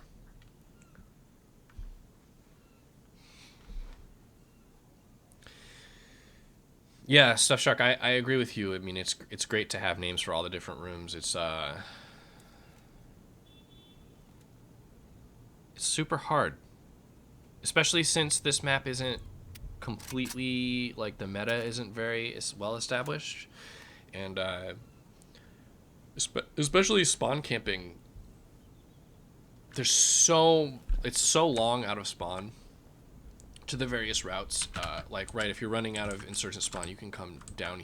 Oh my god, you can come down here, and this comes out into this like lobby area, and it's just, there's a lot of, it's hard to say what spawn camping is. Somebody out here shooting you before you can get to B, is this a spawn camp? It sort of is. I don't know. This map is so big. I think this is one of the few maps that would work very well as 6v6 or maybe even 7v7. It's so big for 5v5 that it creates a lot of unique challenges. Anyway, I think we're live here with the first round. Hotfly Hellcase has multiple, I'm going to call him Hotfly. I'm not going to shout out hellcase.com. I don't know what the hell that is, but we don't want to be supporting random gambling bullshit. Anyway, looks like Mr. Laser out onto Bravo looking for some players to push across and get flanks. Kappas and another player both playing on Tree's side. Lots of fights happening. God, everybody's spread out so much. Looks like Insurgents are playing Alpha side very heavily and not a huge amount of presence towards Bravo. But it looks like everybody is pretty slow. I think Dice should have kept holding that angle since his teammate got onto Alpha. But Buttjuice heard him pull the pin on that grenade and turns around, waits for that kill. Does not see the player's head on Alpha. Music in security side. Turns around. Is going to get crunched from 3 different angles. Gets the first one onto Buttjuice, but goes down to Sanity Arrow. Hellcase, or Hefty, meanwhile, picks up a kill by Charlie's side. It's down to a 2v4. Klarock, actually, it left alone as Kappas goes down to Morty. Klarock gets 1 kill onto Hotfly, is looking for another kill towards Bravo, sees the player's gun. Mr. Laser does not quite turn around. He should have turned around since that his teammate died on the flank, but he doesn't. Maybe security doesn't quite know how many kills they have. Anyway, Klarock is blocked on B. Is going to look for this kill, takes a bullet through the edge of the wall from the player on Trees, and is just going to not move, which is probably pretty smart, although this grenade is going to come through. Oh, he pushes perfectly, avoids the grenade, gets the first kill onto Arrow, and it is down to just Morty versus Klarock. So Morty taking time to throw a nade. I don't know if Klarock heard it, but in the end, it doesn't matter. Klarock looking the wrong way. Morty does get the last kill. Yeah, somebody suicided in spawn multiple times. It was Hotfly. So despite he does start the game with three kills. Yeah, I agree. This map can be very fun. It's not. B is totally cappable, right? You can definitely drop down onto B. There's totally ways to run around and play the map somewhat aggressively. So I think there's definitely a lot of room to innovate on this. Like you can play aggressively, you can play passively. It's so big, and it's very hard to communicate because there's so many callouts that it's very hard for the map to catch on, since there's a big learning curve. But I do think that it is. I agree. It's a good map. It's very fun, and there's lots of room to explore various strategies. Anyway, so lots of action going to come out here onto Alpha. Morty hears this player running up the stairs, shoots a little bit early, but does get the kill. Meanwhile, Dice kills Buttjuice, but Morty turns around for the refrag. Good job by Morty and whoever Butt Juice to clear out Alpha, and they're going for a pretty long flank. Actually, Morty just turning around. He's going to play from Insurgent Shrine. Anyway, Kappa's looking for Morty. Morty kind of just runs unnecessarily into that. Laser looks like he wants to push somewhere. He drops down from Arch to ramp. Kappa's just kind of camping, looking for some more free kills, while Korok slowly pushes through trees. I'm not sure if Laser heard Korok. Anyway, nobody's touched an objective, so nobody needs to move. Laser here holding some angles on ramp. Meanwhile, Korok is looking for information through trees windows, but doesn't gather any. We've got Sanity Arrow holding Shrine, worried about his flank, but also looking for information, as is everybody. Looks like Major Laser has made the first play. He runs to Charlie, and he is blocked, but he is throwing a nade. This might catch. It does, in fact, catch Korok, who came to block it. But Kappa's also reacted, and he has moved in and gotten the free kill onto Laser. His security needs to push to B immediately. They need to take the initiative. They've. Oh my God, I can't speak. Oh geez, that could have been terrible. Arrow almost team killing Hotfly. Both security players reacting to Bravo. Hotfly is going to push off the point and look to cover his teammate. He threw a smoke to ramp and is going to wait for Kappa's to run through it. Here's Kappa's pull a pin on a grenade. Kappa's almost holds it too long, almost kills himself, takes some damage, sees the player shooting up at him, doesn't get the kill. Sanity Arrow caps B, but Kappa's manages to kill him running across the point. Hotfly does it. I'm going to give up on the end of that round. I did a absolutely abysmal job at speaking. Oh, geez. I need some coffee.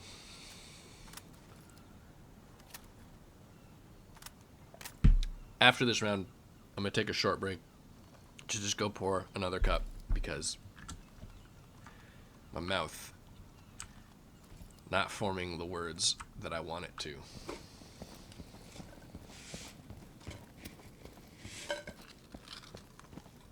Oh.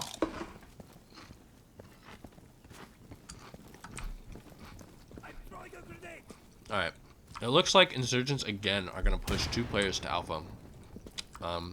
But Butt Juice ran across the middle of the map this time, and Morty is left alone to play Alpha by himself. Music and Dice, however, are really just super far back since they got kind of, destroyed by Morty and Butt Juice last round. Anyway, Butt Juice picked up a free kill by running through the map. Arrow and somebody else pick up some kills on the Charlie side of the map. And Butt Juice, I thought he was going to get away there, but he does in the end go down to Dice, who did a good job to turn and look at his flank. Anyway, Hotfly gets on B, but Dice manages to look through the window. Dice doing a very good job at rotating and reacting to objectives and to flanks. Meanwhile, Sanity Arrow getting a kill from Shrine across to Music on Alpha. Hey! Sanity Arrow taking some bullets across the map from trees, and he does not know that Dice moved in and got on Alpha because he didn't fully decap it. So Sanity Arrow is going to run to B. Kappa's is reacting to the B point. They know that the last security player is on the objective. Kappa's doing a good job to just stay alive as long as possible. No reason to push the player. Wait for your team to come in. And Dice does come in from the window and gets the last kill onto Sanity Arrow. Great round by Dice. I was critical of Music and Dice for being too passive at A at the beginning of the round. But I was wrong because Butt Juice pushed through the middle of the map and was running around too much. Once he got that first free kill, Dice did a great job to react. Turned around, waited for Butt Juice to run up the connector stairs, got that kill, and then reacted to Bravo, got the kill onto Hotfly, got back onto Alpha after Music died. Just all around excellent play by Dice, a player I am not familiar with. Stop the Press Wooly, the professional PlayerUnknown Battlegrounds professional Wooly, subbing in Insurgency. That's pretty big news. Anyway, Kapos looking across for Arrow, who did another. I didn't mention that Arrow did a pretty good job at getting a bunch of free kills from Shrine across the map. Anyway, Lager killing up Klorak on Charlie, Dice getting another kill onto Hotfly, I think on Bravo. Kapos getting a kill across the map. I'm missing everything. It's too hard. It's too hard to follow everything. Anyway, needless to say, security is down 2-4. Alpha is being capped by insurgents, and both security players are still on their side of the map. Arrow thought he was being shot at, but it was in fact Morty being attacked by Music. Arrow gets the trade kill, doesn't decap the point, saw that player in the doorway, and turns his mouse way too far. The players ran into each other, and Dice picks up that kill. So, continue the presses. Oh, okay, that didn't happen. So it's not Wooly and Gems versus Tarpon and Murdoch. Unfortunate. I would definitely switch to go see that. I mean, I love Kappas and Morty, and I think Dice is doing a great job at a player I don't know, playing very well. But that's a story for the ages. You know, there's some serious bad blood.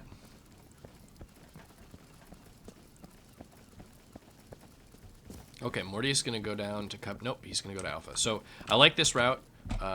Excuse me, while Buttjuice and Morty and Sanity are all pushing through sort of towards Alpha side. I like that route to run down into Cubby. I think that Hotfly Hellcase took too long to get there. Anyway, Morty's going to camp in this chair corner. But it looks like Insurgents have given up on their super aggressive Alpha play. This is a good play by Dice. He's going to look for some free kills, and he can rotate back to cover Shrine from Gallery here. Meanwhile, Music creeps through Cubby. She's going to pick up that first kill onto Hotfly. Meanwhile, Flexi gets a kill Charlie side onto Major Lazer. I haven't covered that too much, but it looks like Insurgents have been pushing Charlie pretty aggressively. Anyway, Music comes up, Duck Dick, to kill Sanity Arrow by the windows, and Insurgents are firmly in control of this round. It's down to just Buttjuice and Morty, who are totally hunkered down, completely isolated on their side of the map by Alpha, and they're not even contesting. Music is capping the point. Here's Buttjuice to her right, gets the first kill, manages to stay alive, doesn't die to Morty. Bravo's being capped. Music whiffs the shots. I think that was pretty aggressive of her to go for that same fight again. Meanwhile, Dice looking for free kills in the side and the back. Morty sees him, but does not hear Klorak coming in from his side, so Klorak finishing that round for Insurgents. Good job there.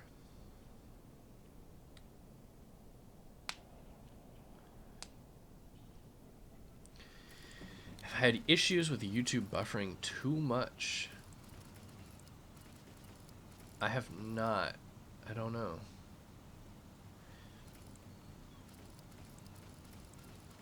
Is my stream doing alright, by the way? I changed the settings. Streaming at 720 60 FPS instead of 1080 30 like I was last event. Seems to be more of a standard encoding scheme for people on Twitch. All right, so Music's running out on to be much quicker this time, while Security also runs two players out tunnels quickly. Music did not expect the second player, but the second player also doesn't even expect Music, so Major Lazer doesn't really react at all to his teammate dying, which I find surprising. Totally focused on Charlie's side of the map. Just throwing some pre-fire around the corner, and is looking for this player pushing trees. So maybe that's what's happening. Maybe Insurgents have been pushing Charlie to trees and exploiting Security. Wow, that is a huge kill. Major Lazer getting a big reaction kill onto Music, who had him dead to rights. He was jumping up in the air, could not shoot, but Music misses, and Major Lazer makes her pay. But Dice pushing all the way through to Security side of Shrine, despite multiple Security players in Alpha just playing too far back. Not covering, pushes across. Huge plays by Dice. Doesn't die to Arrow and does react fast, getting a nice reaction kill.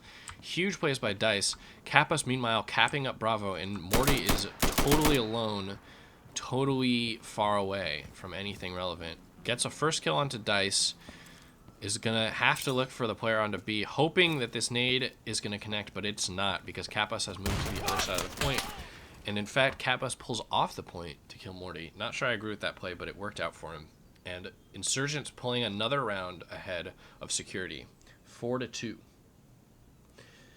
So Insurgents are Foxtrot, Security is Echo. I'll start calling it that now.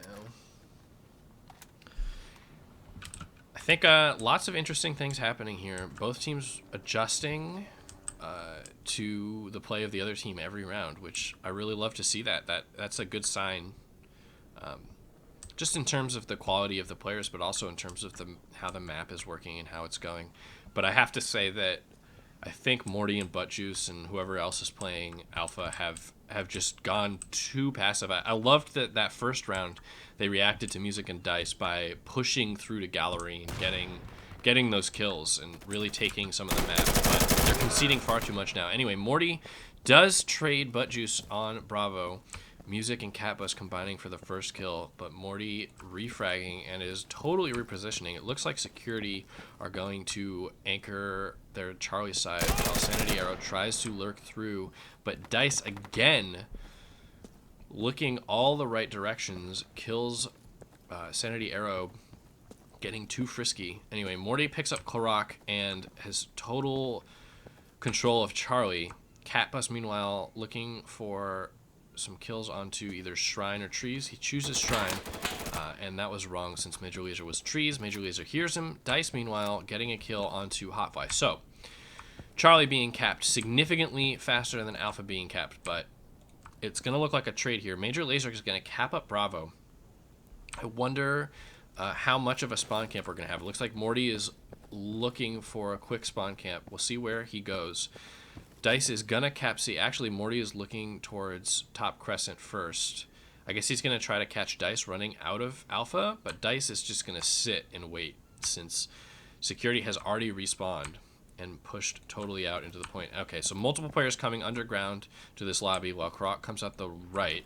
Music gonna turn towards elevators and go out tunnel. So I don't think Morty's gonna get much off this spawn camp, but he does get Flexi actually. Korok gets a nice trade.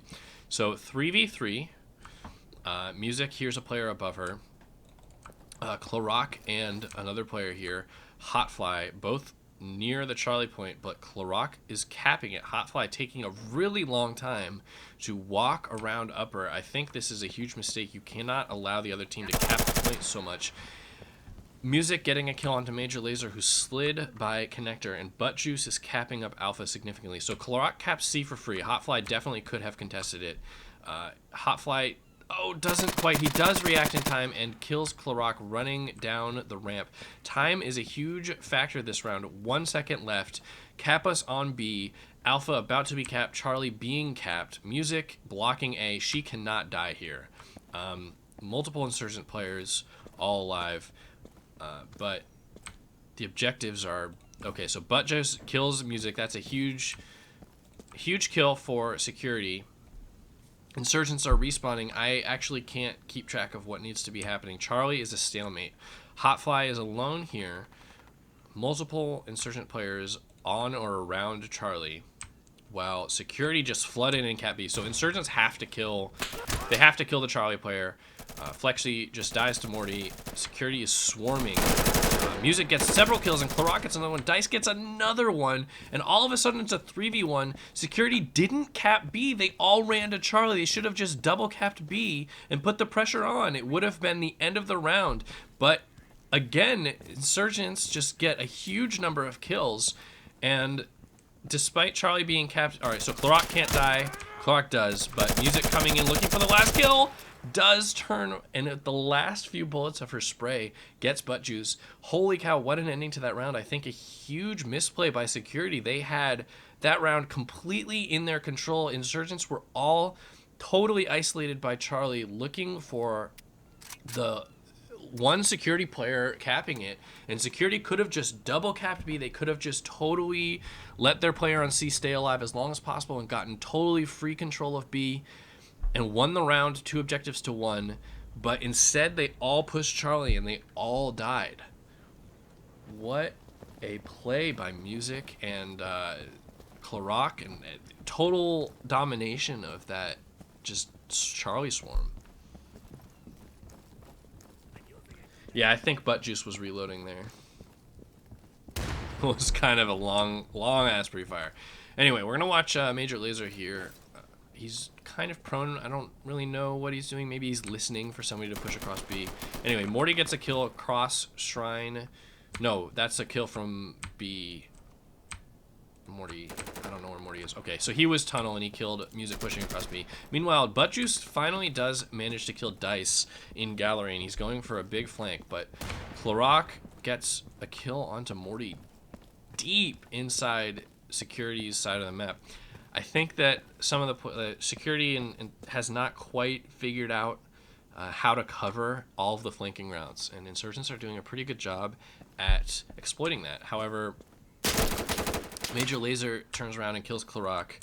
Flexi down here by Bravo, in kind of isolated alone. Catbus kind of running around by Charlie. Catbus looking for the kill onto the Charlie player and does manage to successfully defend the point. So this round could go either way, especially if they team kill. Major Lazer lucky not to kill his teammate running down Crescent. Looks like Security is going to try to cap Bravo. Put the pressure on Insurgents to move and make a play. Hotfly turns around and sees Flexi. Good job. Huge kill for Security. And it's down to just Catbus looking for that kill on the Shrine player. But he needs to be careful not to let Security cap B. He drops down and doesn't quite control his recoil, I think, on that B player. Shoots a little bit above him, and Major Lazer takes him out. So, 5-3.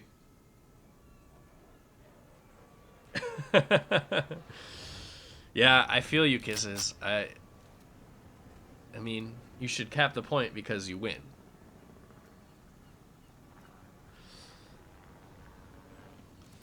People, it is the biggest weakness of competitive players. They reluctance to play objectives. It's hard, right? I mean, you have to rely on your teammates, and if you don't trust them,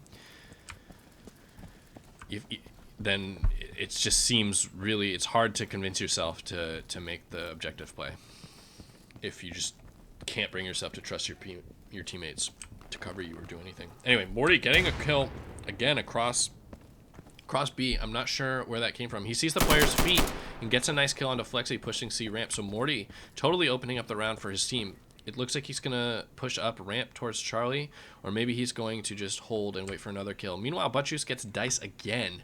And Major Lazer definitely hears this player, Cloroc, running around. So I wonder if he called that out or not. Sanity Arrow picks up Music, lurking around Alpha. And it's down to just Cloroc, who ran all the way, just sprinting around, laps around the outside of the map. Cloroc gets a kill onto Arrow. It looks like Music tagged Arrow, but didn't quite get the kill. Major Lazer with a nice shot across on Cloroc. And that's it, 5-4. So a very close game. Insurgents took an early lead, but Security coming back with a vengeance here. Buttjuice doing a good job to kill Dice. That was huge. Dice was really putting the screws to Security there for a while.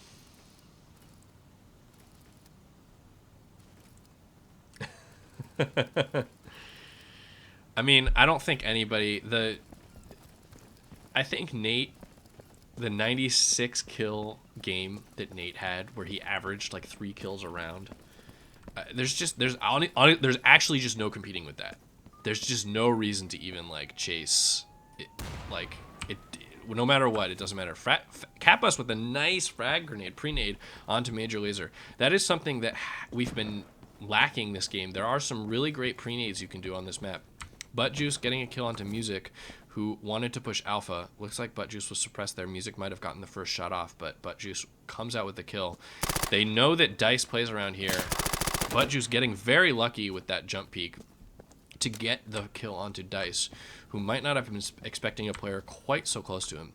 So it's down to just Cloroc, Flexi, and Catbus. They have, however, pushed completely through to Security side of the map. Catbus so close to this player, the tree keeping Morty alive for a moment. Catbus takes a bullet from Hotfly, but doesn't quite die. Hotfly manages to get the kill in the end, and it's down to just Flexi. Misses the jump through the window, decides to go the long way, trying to react to the Bravo cap, but does not do it in time. is making noise despite crouch walking. Something that you should never do, really. Seems like he cannot quite decide to make up his mind what to do. Maybe his teammates yelling at him to get on B, to do something. Anyway, he turns the corner and dies to... I missed... Arrow, I think, got the last kill there. But anyway, Hotfly addicted to killing himself for some reason. I think that's the 4th death he's given to himself. So Hotfly actually at 5 and 9, for anyone curious.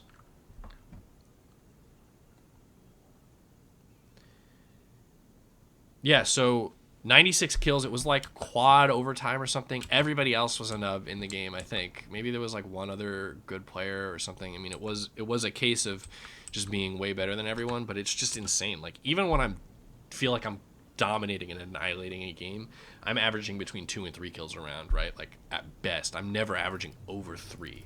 For 4 overtimes or whatever it was, it's insane. Like, there's just no competing with that, right?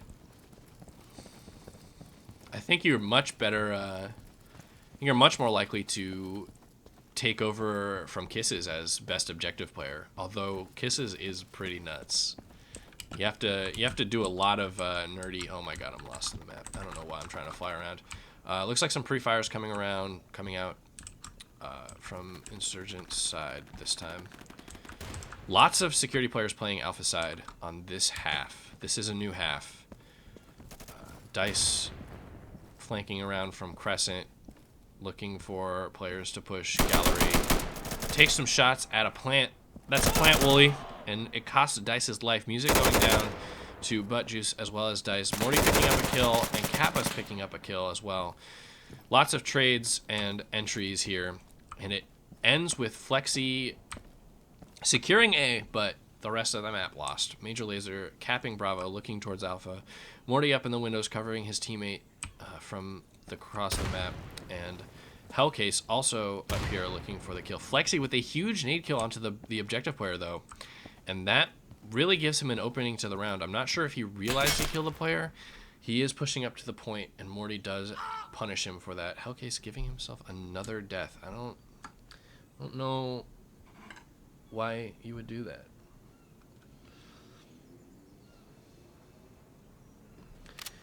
Oh, the emote. I don't know. I don't know what to do. Should I just do the snail with the deal with it glasses, or should I do something more interesting? I'm totally open to suggestions from you and Gems as to what you would like to see. Yeah, Desert Fox's one is pretty decent. I like the... It's kind of like Fingers, but it's also like a fox. It's cool. It's creative and clever. So music running through the tunnels. It's worth saying that security tunnels significantly better than insurgent tunnels. The timing for it is just way better. Looks like music saw that player laid out a spawn. Doesn't quite get the reaction kill. Butt Juice, the first kill onto Dice, who is out in the open by top Crescent here. Butt Juice looking for playing very aggressively, looking for free kills.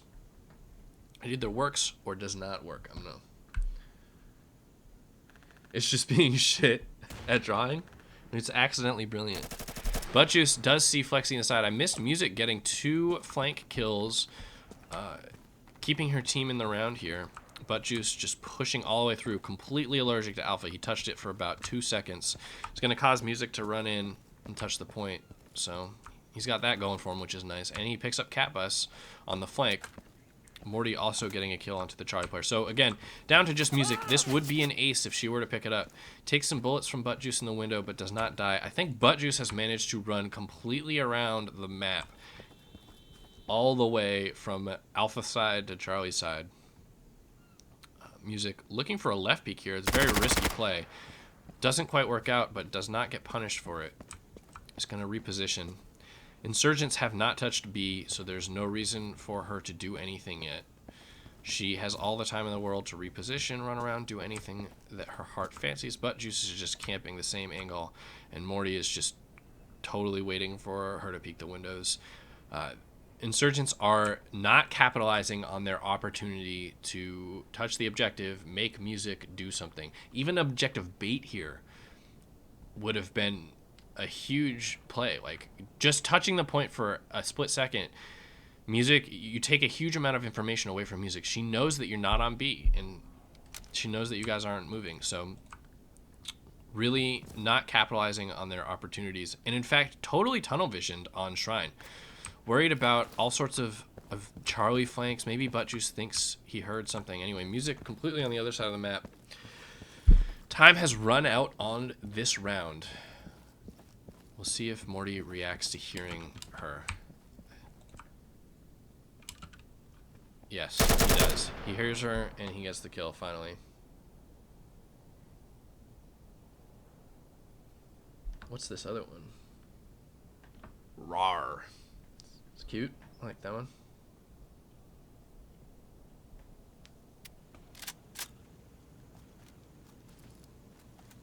A pre-nade emoji.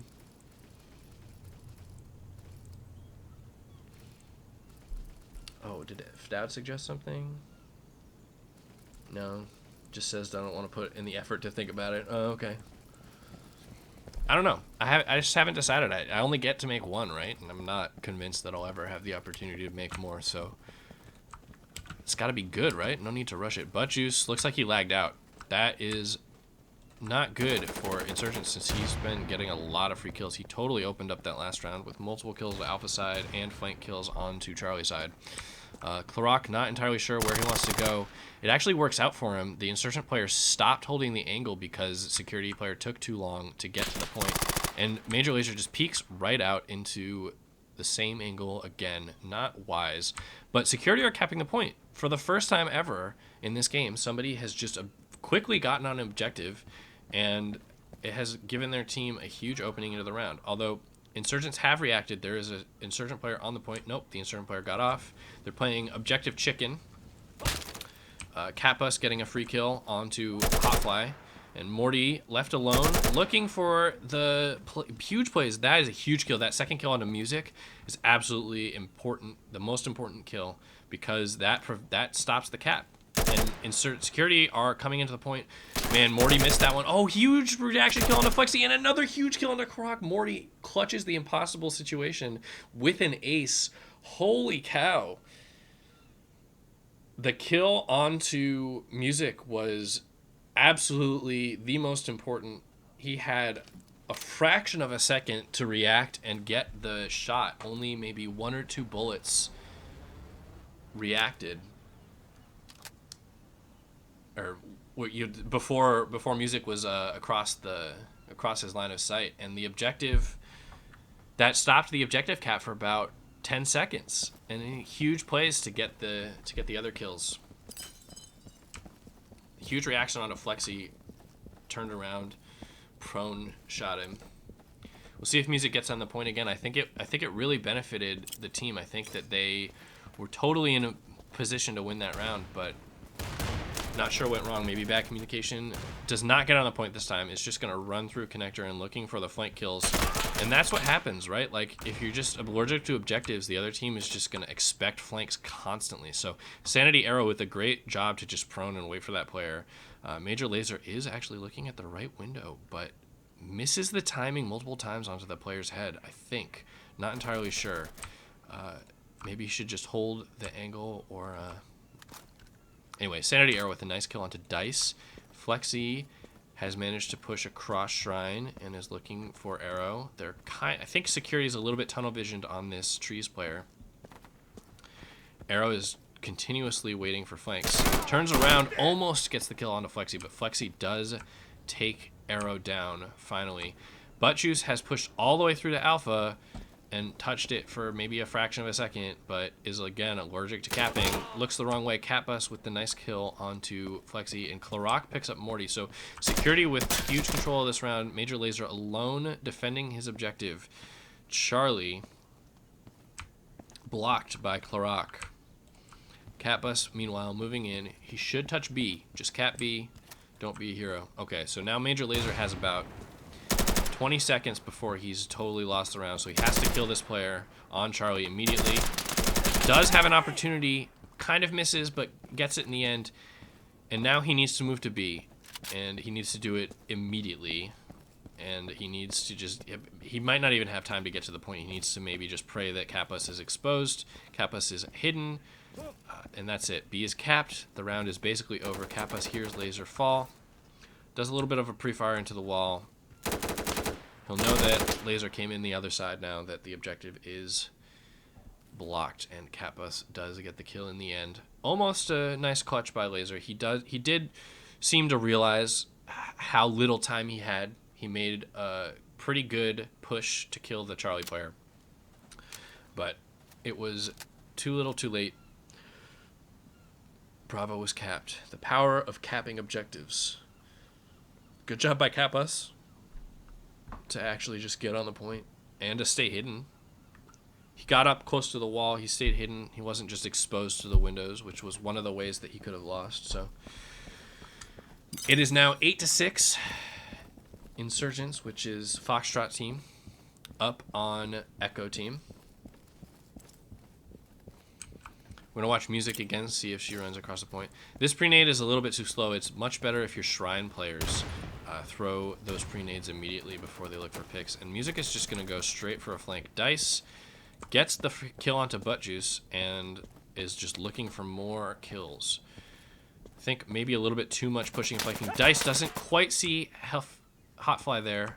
Hotfly gets the first kill, or the next kill. I think I missed some action. Klarak looking across the point to Hotfly, doesn't get the spray. Meanwhile, Arrow goes down to music in the side. Kappas kind of in no man's land near his home objective. Meanwhile, music is on Insurgent side. Nobody's on any objectives. Everybody's on the other side of the map. It's just so hard to follow. Laser getting a kill onto Klarak, which makes it a 2v2. Music tries to react, but Laser has moved, and Laser gets the jump onto Music, who's looking the wrong way. Hotfly goes down to Kappas, and it's down to a 1v1. Major Laser versus Catbus. Catbus has to spend a little bit of time here decapping Alpha. Laser knows that as of 1 minute left in the round, Catbus was on Alpha. He's going to look for Catbus to run to B, but Catbus has taken a slower approach. He's run more passively into his spawn. He's waiting for maybe Laser to do something. It does seem in these situations, maybe one of the weaknesses of Firefight, when you get down into these clutch situations, 1v1s, 2v1s, the team who makes the first move can be punished. Kappas is running. It looks like he might want to go to Charlie, but he's afraid that Laser will hear him, right? Even though he isn't anywhere near him, if Laser is anywhere out in this area of the map, he should be able to hear Kappas running. So Kappas wisely chose to walk that little route. Laser is just picked a corner to camp it. I expect that as soon as Kappas touches C, Laser will go to B, and his team will yell at him that he can't cap B. So here's another caveat here. This is why Kappas's play is really good to run to C. No time is left on the clock. Insurgents cannot trade B for C. So B is no longer the most important point on the map. A and C are far more important. So if Kappas just touches Charlie, Laser's only plays are to, honestly, his only play is to run to C. I don't even think you can run touch B and run to A and try to cap it. Like, Kappas can cap C, run and decap B. So Kappas touches C. Major Laser is going to run to B. His team's going to yell at him that he has to go to C or he loses because there's no time left on the clock. He has not been told this information yet, and he is sitting here, thinks that he can cap B to trade out the points, but no time left on the clock. It's over. So Kappas is going to win this round. Great play to go for the enemy objective. Smart. And that's it. A majority objective control for Team Foxtrot there. And it is 7-8. Super close game.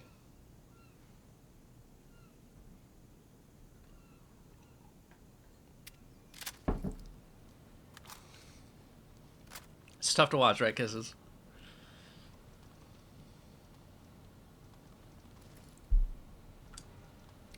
Who's the captain? Morty. Shame on Morty. Shame on Morty for not relaying that information. Oh, Fadad.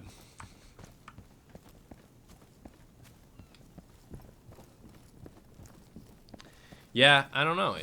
That's true. He could have just gone A. You're right, Kisses. That was a mistake on my analysis there. All right, so music. Multiple players pushing across B. There was a grenade that almost killed her, and she's going to run up Crescent instead. Butchus looking for the player to run it, looking for music essentially to run the way she's been running, but she's already through. I think the grenade smoke may have blocked the path. Sanity Arrow getting the opening kill onto Dice.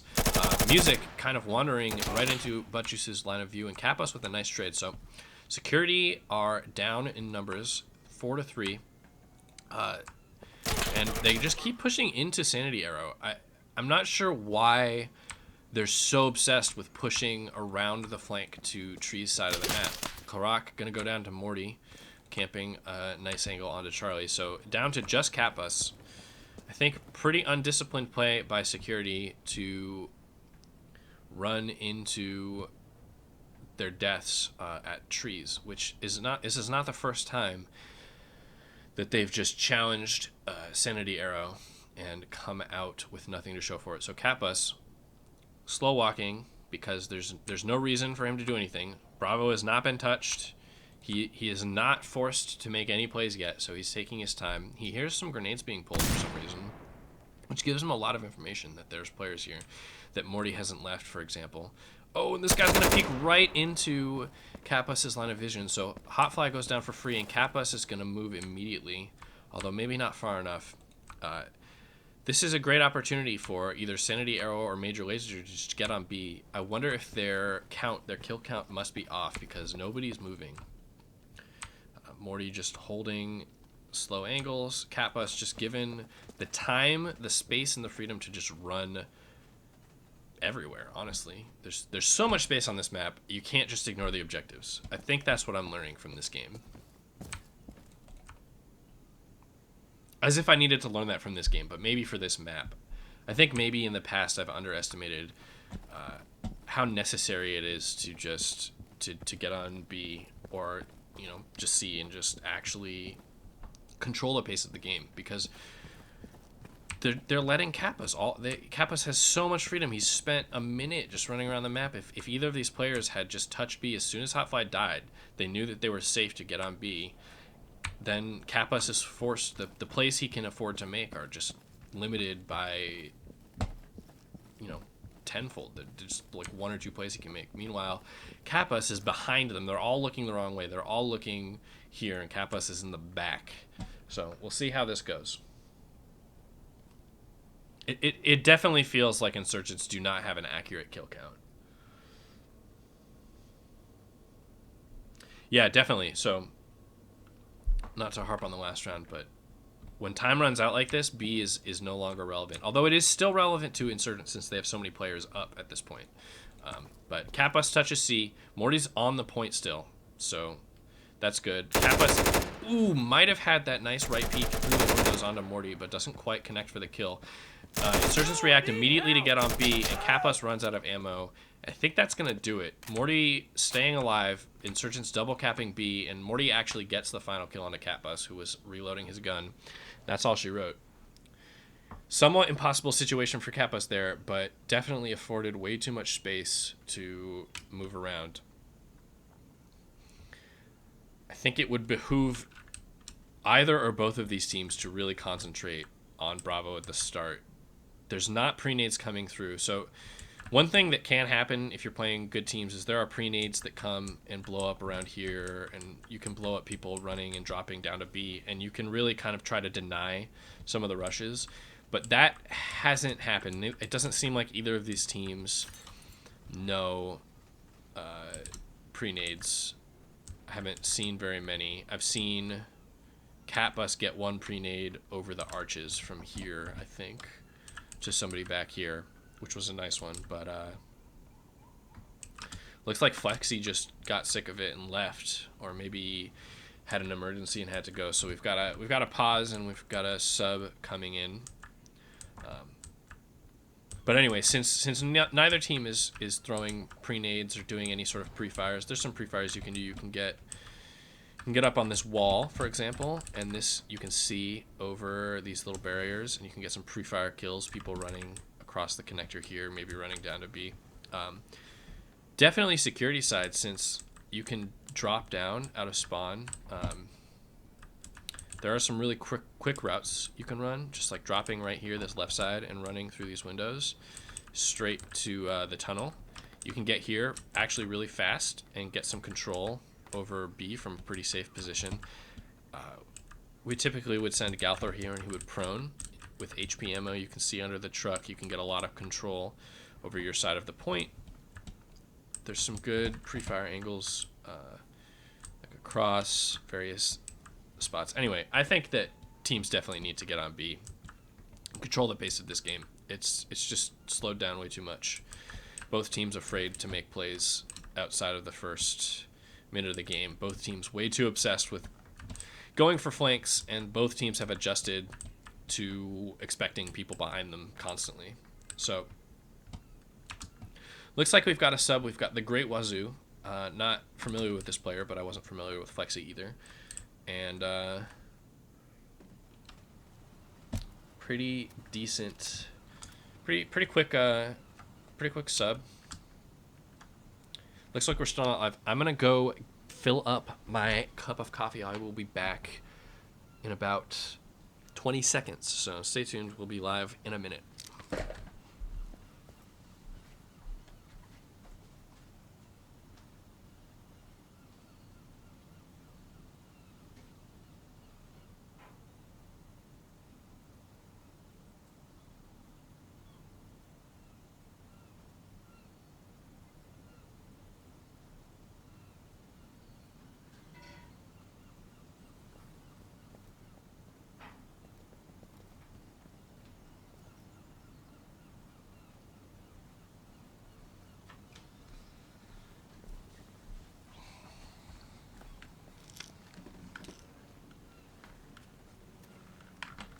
Well, it seems like I have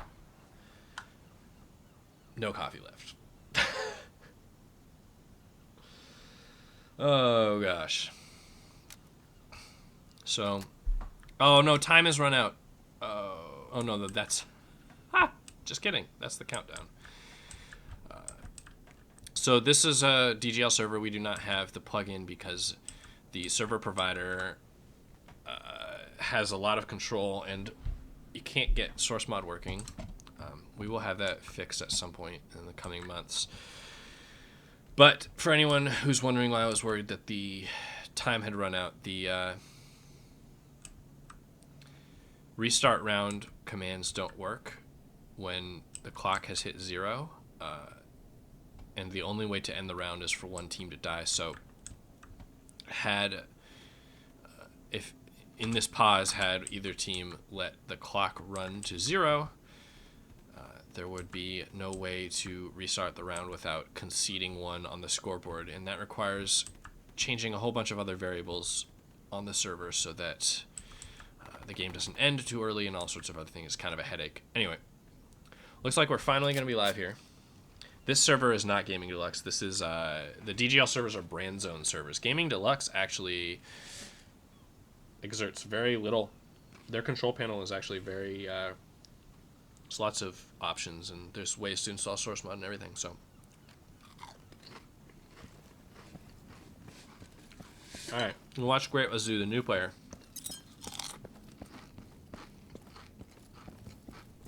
Kind of running into a wall. I don't know. Sorry, I'm super hungry, guys. Oh, man. Cat Bus is paying. Oh, Flexi's back. Anyway. Security, despite losing Cat Bus to ping timing out and all sorts of other things, actually in pretty decent position to win that game since Music got on B, capped it up so high. But why did the round restart? Whoa. That's way too late. That's way too late to restart a round like that. They called lore, and it was live. I didn't see anybody call a pause when Catbus timed out. And I don't... That's real BM to... you really should not let... You can't let, like, kills happen and objectives be capped and all sorts of things. I mean, everybody who was in that game was playing it like it was a live round. So I'm not sure why that's happening. Oh, man, Finesse. Did your team win?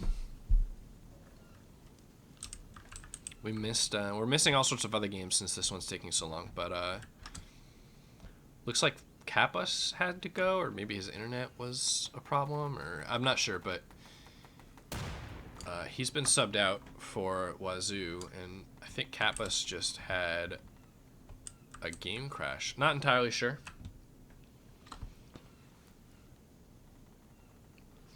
Super late pause. Not really great. Yeah, I agree. Like, I'm even more forgiving than first 10 seconds, right? Like, if nobody's... Either first... If it's very clear, if it's like, if you call it immediately after your guy times out and nothing's happened, right? Like, if it's either first 10 seconds or, you know, no kills, no objectives have been capped or anything, even if it's been 2 minutes and nothing's happened in the round, like, you can restart or whatever because nothing's happened. But that was way late. I mean, that was like a 1v4 and, like, the objective had been... that's crazy. I don't know.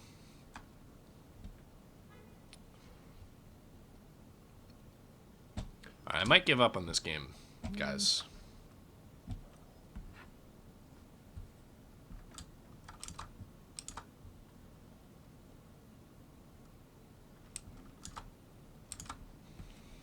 My phone off. Apologies for the noise.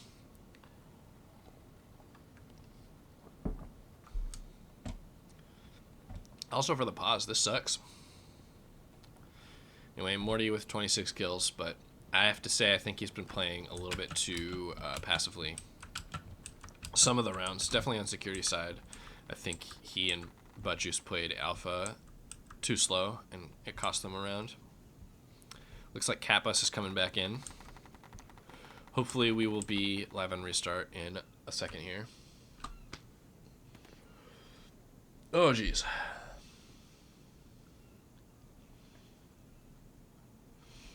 All right, Shark. I'm jealous. I'm so hungry. It's dark. I haven't really eaten anything. Huge mistakes. I'm not doing it right.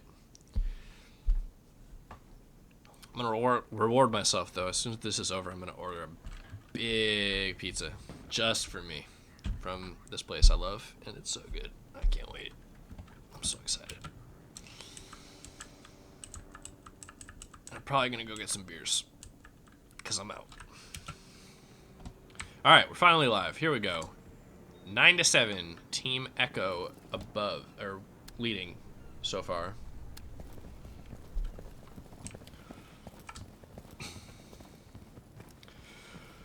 We'll see if Music gets on B. Definitely think that is the right play. The Insurgents have let her cap it up about 75% before they react, but they've taken along... does not look like she's getting on B, and she's going to go down to Butt Juice since nobody on her team is covering the Shrine windows. So, kind of bad job. Oh, Butt Juice with kind of a nice tight angle onto a player by Alpha. Not entirely sure. Dice, it looks like. Dice choosing to hold another angle, but Butt Juice comes away victorious in the end. So, we'll see if Great Wazoo can successfully defend Alpha. He's very far back. Morty, keeping his team in the round, gets a flank kill onto Klarak. So, despite losing a lot of control of Bravo and Alpha, Insurgents or Security had a... Oh, no, that was an Insurgent player, so never mind. Insurgents just going for the chokehold here. 5v1. Great Wazoo, the new player, hasn't played first round into the game. Left in a completely impossible situation from the very back of spawn. And yet, Insurgents still yet to touch Bravo. Okay, finally. So Hotfly touches Alpha. And Butt Juice is going to get on B. Frickin' finally. Holy crap. So Wazoo is just, there's nothing he can do. He can go for Charlie rather than try to fight any of these points. But there's players here and... Okay, he does get on in time. So he's got that going for him, which is nice. But he's not actually holding any of the entrances. So this is a mistake that I see a lot of players make. You get on the point, and then you camp in a corner. But the other team doesn't...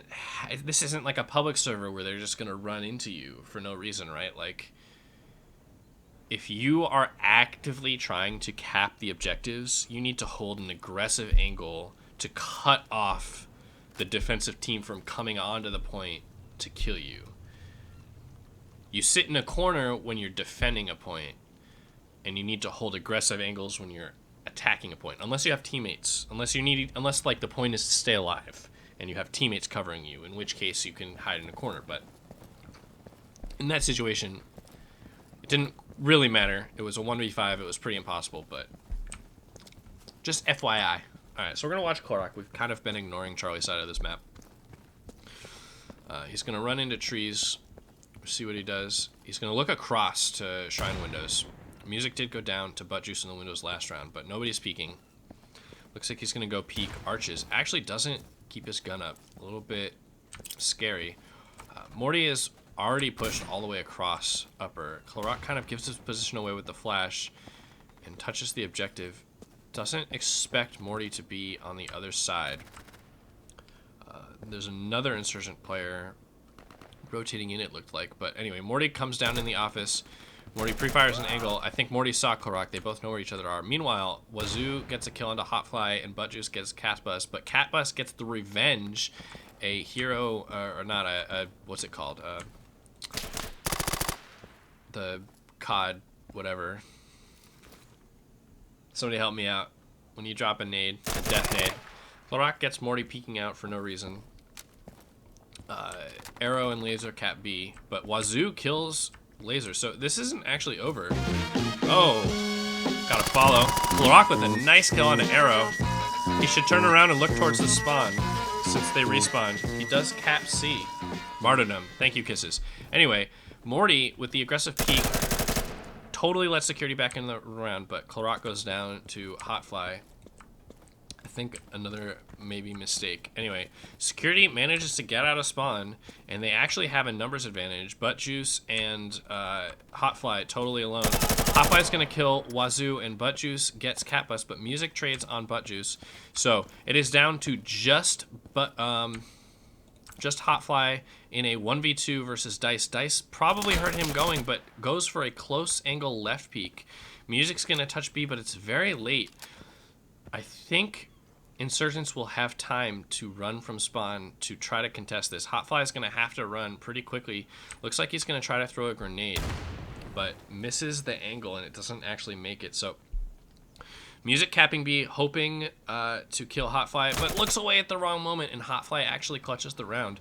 Insurgents pull that one back. I thought they couldn't lose, and then I thought security couldn't lose, and that's the last round. Thanks, Robert. I do like the funk and the snails, so I combine the two. But thanks so much for the follow. That's the end of the game. Catbus's team lost, so Foxtrot loses, Echo is victorious. And I'm gonna go see if there's any other games still ongoing. Looks like Wooly's game is going on, so we're gonna join this one. This is Wooly is a sub. Wooly, the PUBG pro, hasn't seen Insurgency, hasn't been seen in the Insurgency gym in a hot minute. Looks like he's on Charlie team. So that's a huge stack team. That's Wooly, Gems, and Roy. Holy cow. So Wooly, Gems, and Roy, looks like they're in OT versus Woofles' team. Woofles with 47 kills, Wooly with 48. Dindo and True Love both with over 30. Huge huge amount of kills this game, so I assume a lot of objective caps. True Love kills Roy, and this round is down to, I'm not actually in spectator, so I can't switch players. Holy crap. Why is that a thing? Wooly alone in a 1v3. Minute 35 left in this round. Insurgents have capped up B and A, but to an unknown amount for Wooly. It looks like B is still being capped. Dindo is going to rotate in for C, but he took maybe a little bit too long. He's going to clear pre-fire garbage, but Wooly gets the kill, shooting him in the back. See, that's what I mean by holding an aggressive angle. Wooly was actually peeking out. Dindo looked the wrong way, and he was punished. It was a 50-50 for him. Wooly, here's the player ramp. He's going to go for a spawn camp instead. True Love thinks better of pushing up ramp. He heard Wooly as well. So, multiple players running into Wooly's sights. He gets both Yusef and Egoplantis and runs out of bullets before he can get Dindo. Dindo picks him up. Zoltan getting onto Bravo. It is a 3v3. Alpha being capped by Insurgents, Bravo being capped by Security. Gems is going to get on this point and decap it. He knows there's a player here. But Suicidal, huge plays, gets 2 kills on Nacho, Zach, and Zoltan near Bravo. And that means that Gems can't just sit and wait for Alpha. So Gems runs around. He's somewhat flashed, does not quite get the kill. He's going to move towards Bravo, and this is somewhat impossible. Doesn't see that player in the window, and I don't think the other player saw him either. He sees this player, however, does not get the pre-fire around the statue, shoots the dead body, and goes down. Suicidal getting those 2 huge kills on B, and that's actually that whole match. So despite Wooly with 51 kills, Woofles, Suicidal, and Dindo all dropping more than 30, and they take that one, even with Yusef at 3 and 24. He must have disconnected and got back on. Nacho, Zach only 2 and 30. So huge player disparity in that game. It's somewhat unfair. There's 6 very experienced players and 4 very newer players, and that can be a tough one.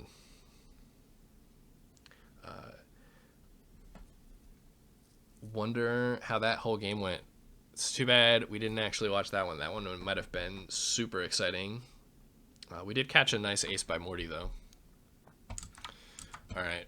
I'm not sure if there are any other games currently ongoing. Gym 1 still has 10 players in it. So we'll join this one. Oh, that's the wrong password.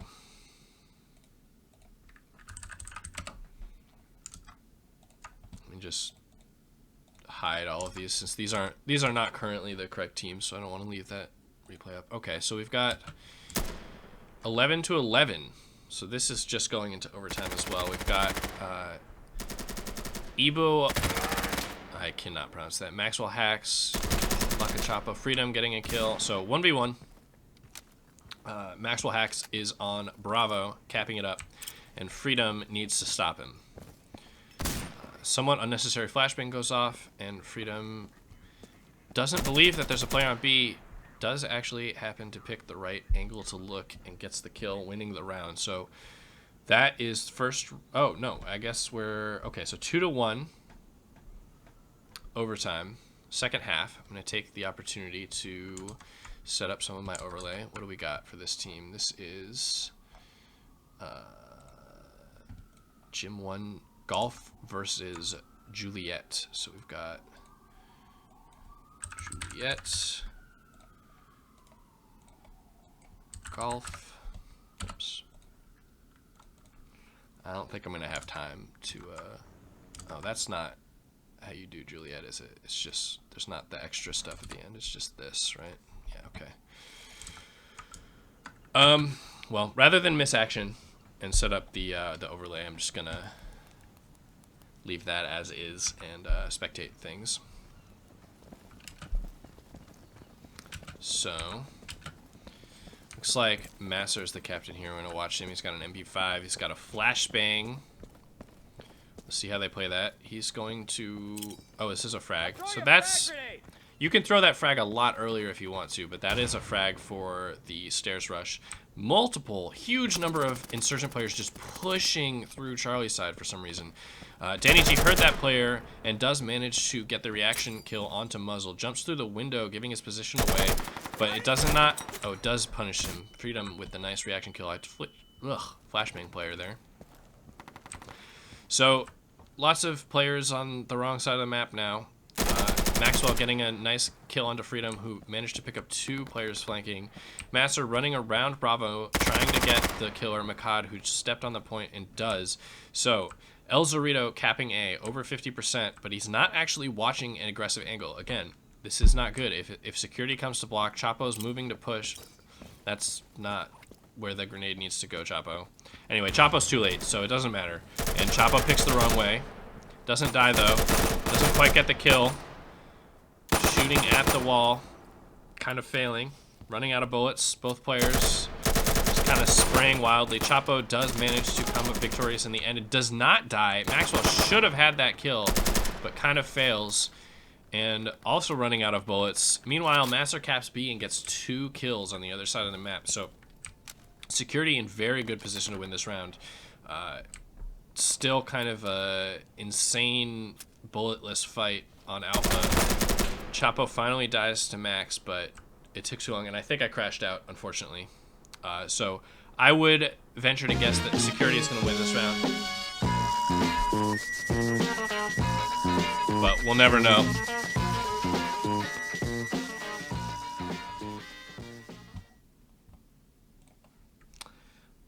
Like to shout out Adam 2003 Bohack and Robert Time 64 for following. I appreciate it. Anyway, we're gonna have to got a relaunch on Insurgency here since it managed to crash. I was trying to switch players there. Yeah, not only he was like totally out of bullets. He had like 3 bullets in all of his magazines, so he kept spamming them needlessly, and he kept just needing to reload over and over again. It's a miracle that he wasn't dead earlier.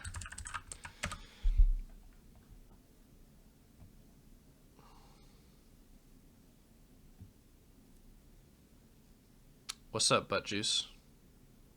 What's up, Lupo? What's up, Philipka? Thanks for watching the stream.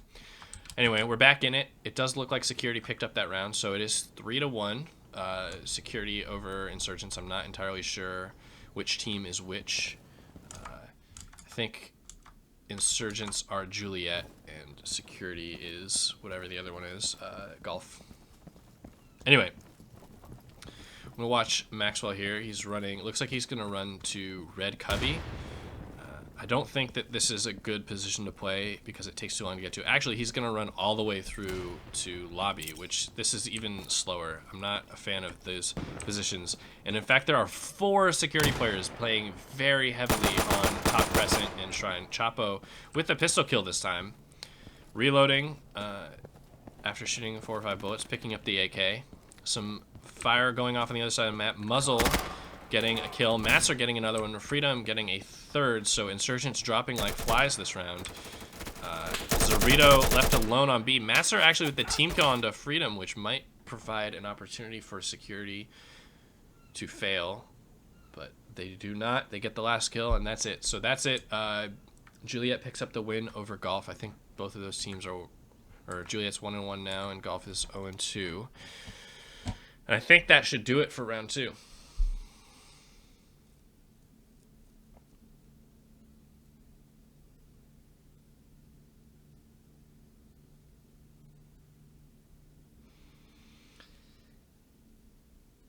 I'm too tired to keep talking, unfortunately. So hopefully we'll get the pairings up for round 3 quickly. Normally I would jump into a public server, but I'm just way too tired today. So feel free to ask any questions, ask for some shout outs. I don't know. I'm not sure. Do you mean my channel, Stuff Shark? The first time you saw life-size snail, you thought it was life-size nail? That would be scary. Giant nail.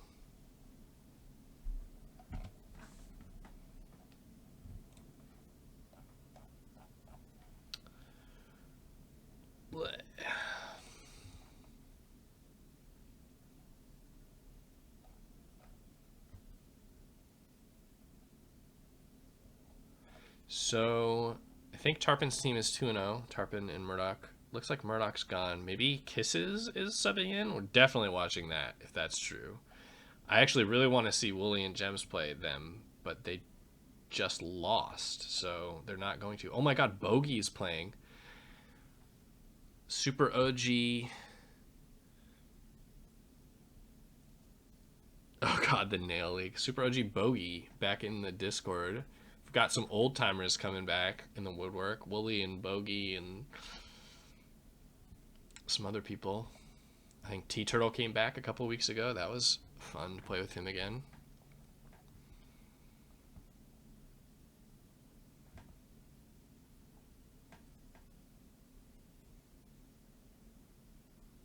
Looks like Fenris has a whole bunch of people in the casting channel. I wonder what's going on in there. I'll never know.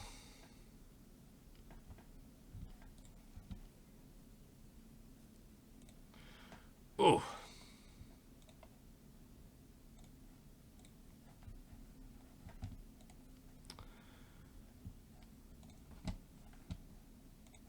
I think they might be sorting out some substitute issues for this last round here.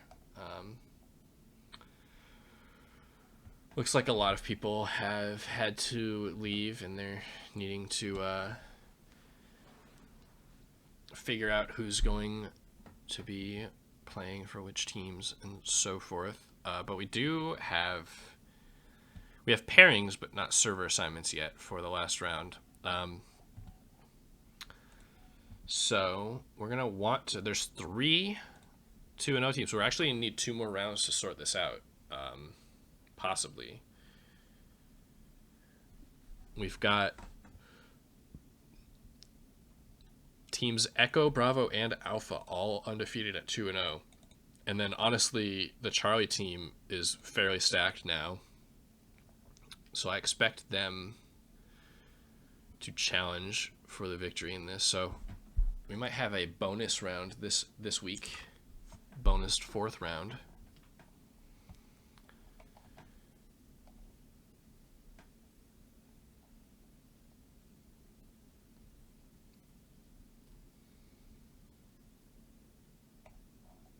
Well, this is going to be a couple minutes before we figure out which servers to join and all that jazz. So I'm going to take this opportunity to go make an English muffin quickly because I haven't had any food yet today. So apologies for taking a quick break here, but there's nothing happening, and there's nothing happening for a few more minutes. So thanks so much for watching, everybody. We'll be back with the next round as soon as we can, and I'll be back in just a couple minutes.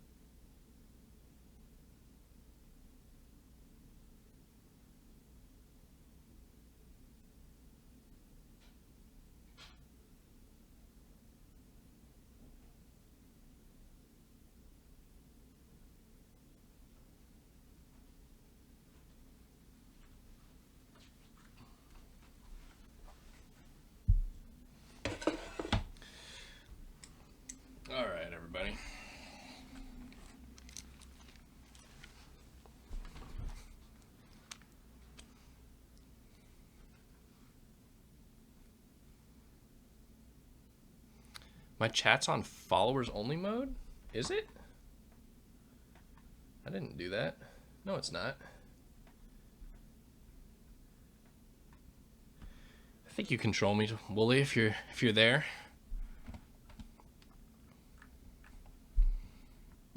One day followers only. It definitely is not.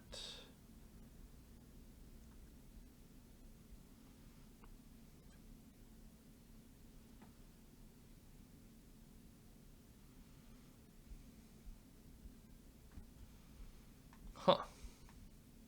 That's a bug. If that's true, then that is a bug. Oh yeah, Stuff Shark. I'll totally check that out after the stream.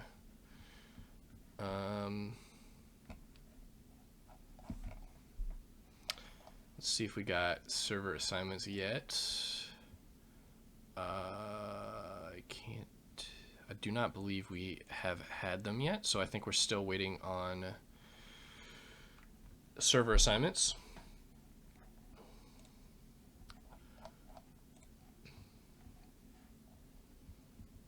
Looks like a team, one of the teams has completely disbanded.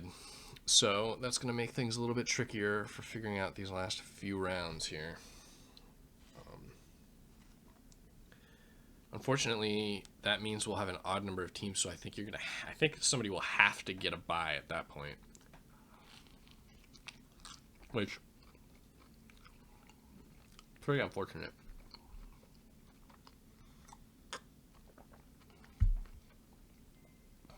So, I'm going to mute my mic for a couple minutes here while I eat this food so I'm not like just obnoxiously chomping away.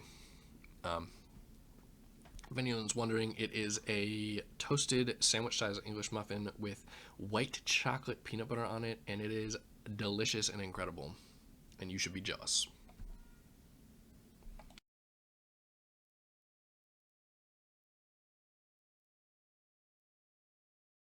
You want me to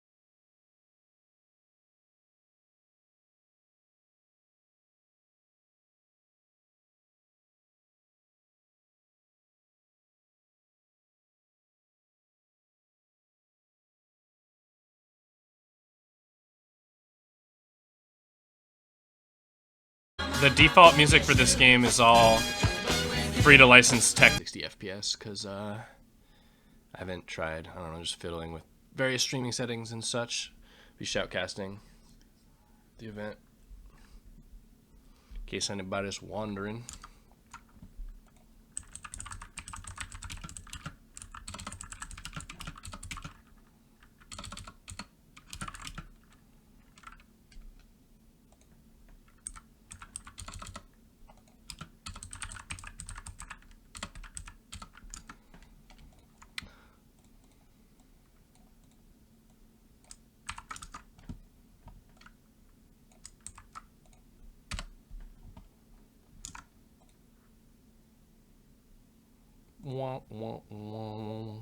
All right.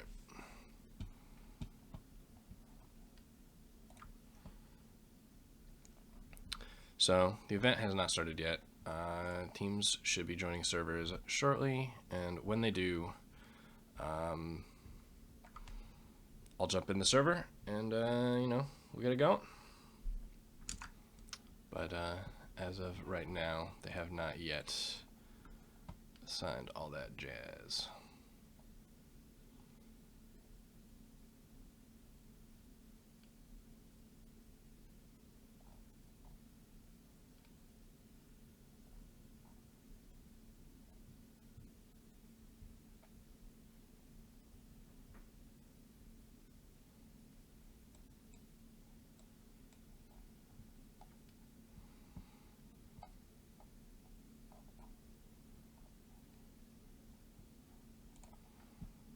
Make sure all my sounds are off and everything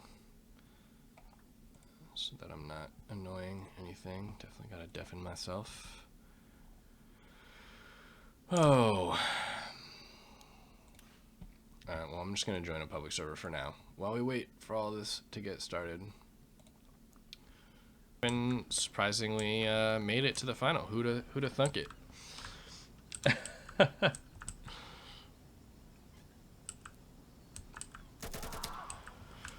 And then the other team is, here, let me get the overlay up so that it's all professional, looks good. So we got Echo over here.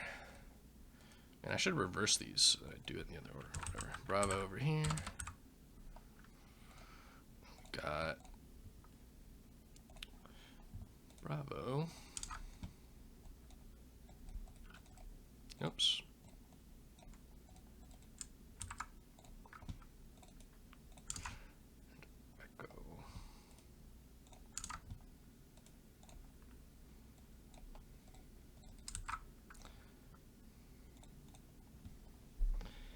Bravo and Echo. Here we go.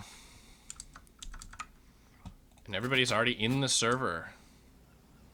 Looks like Masser and Hotfly also in the server. I don't think Masser is on either of these teams. I think Hotfly is on... Yeah, Hotfly is on Echo team. Kisses and Sparkle looks like he is subbed in for Catbus. And I don't think there's, wait, Murdoch's not, oh, M exclamation mark is Murdoch. Okay, so Facepalm Tree has subbed in for somebody on Bravo. I forget who exactly was on the teams, but should be a pretty exciting match.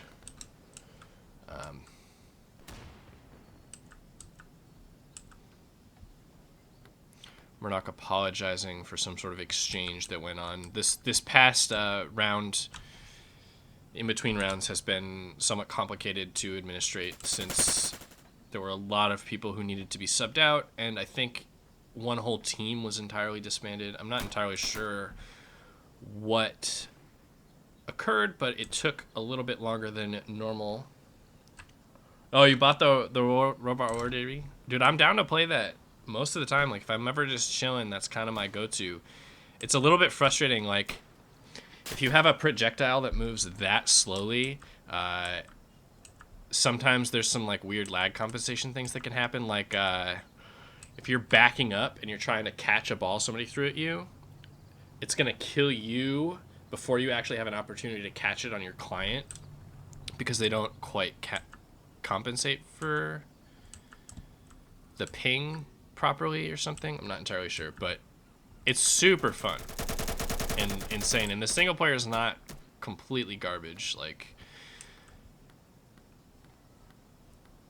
you just have to switch out all of the techno music for like some classic disco, like some Casey and the Sunshine Band and some like Donna Summer and some Bee Gees and such, so that it's actually disco dodgeball rather than robot roller derby techno dodgeball.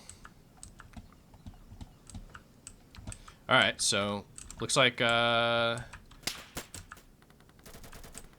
of the teams has conceded the piss round, so we'll be live on an actual match in just a moment. As soon as everybody's ready up, we're just waiting on Murdoch, Tarpon, and Facepalm.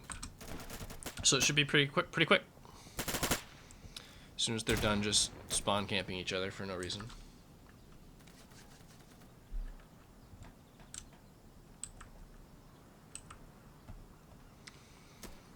There's actually a side-scroller, like, sort of arcade game that a friend of mine developed and released yesterday, actually, that I was meaning to buy and play in between rounds on stream, but I haven't actually had an option or opportunity to like play it or anything, so I didn't want to necessarily play it on stream in case there was like bugs or other things, but also I just got such a late start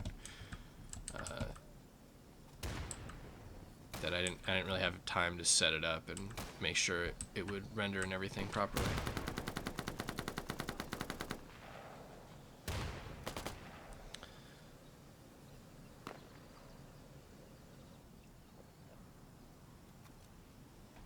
All right, here we go.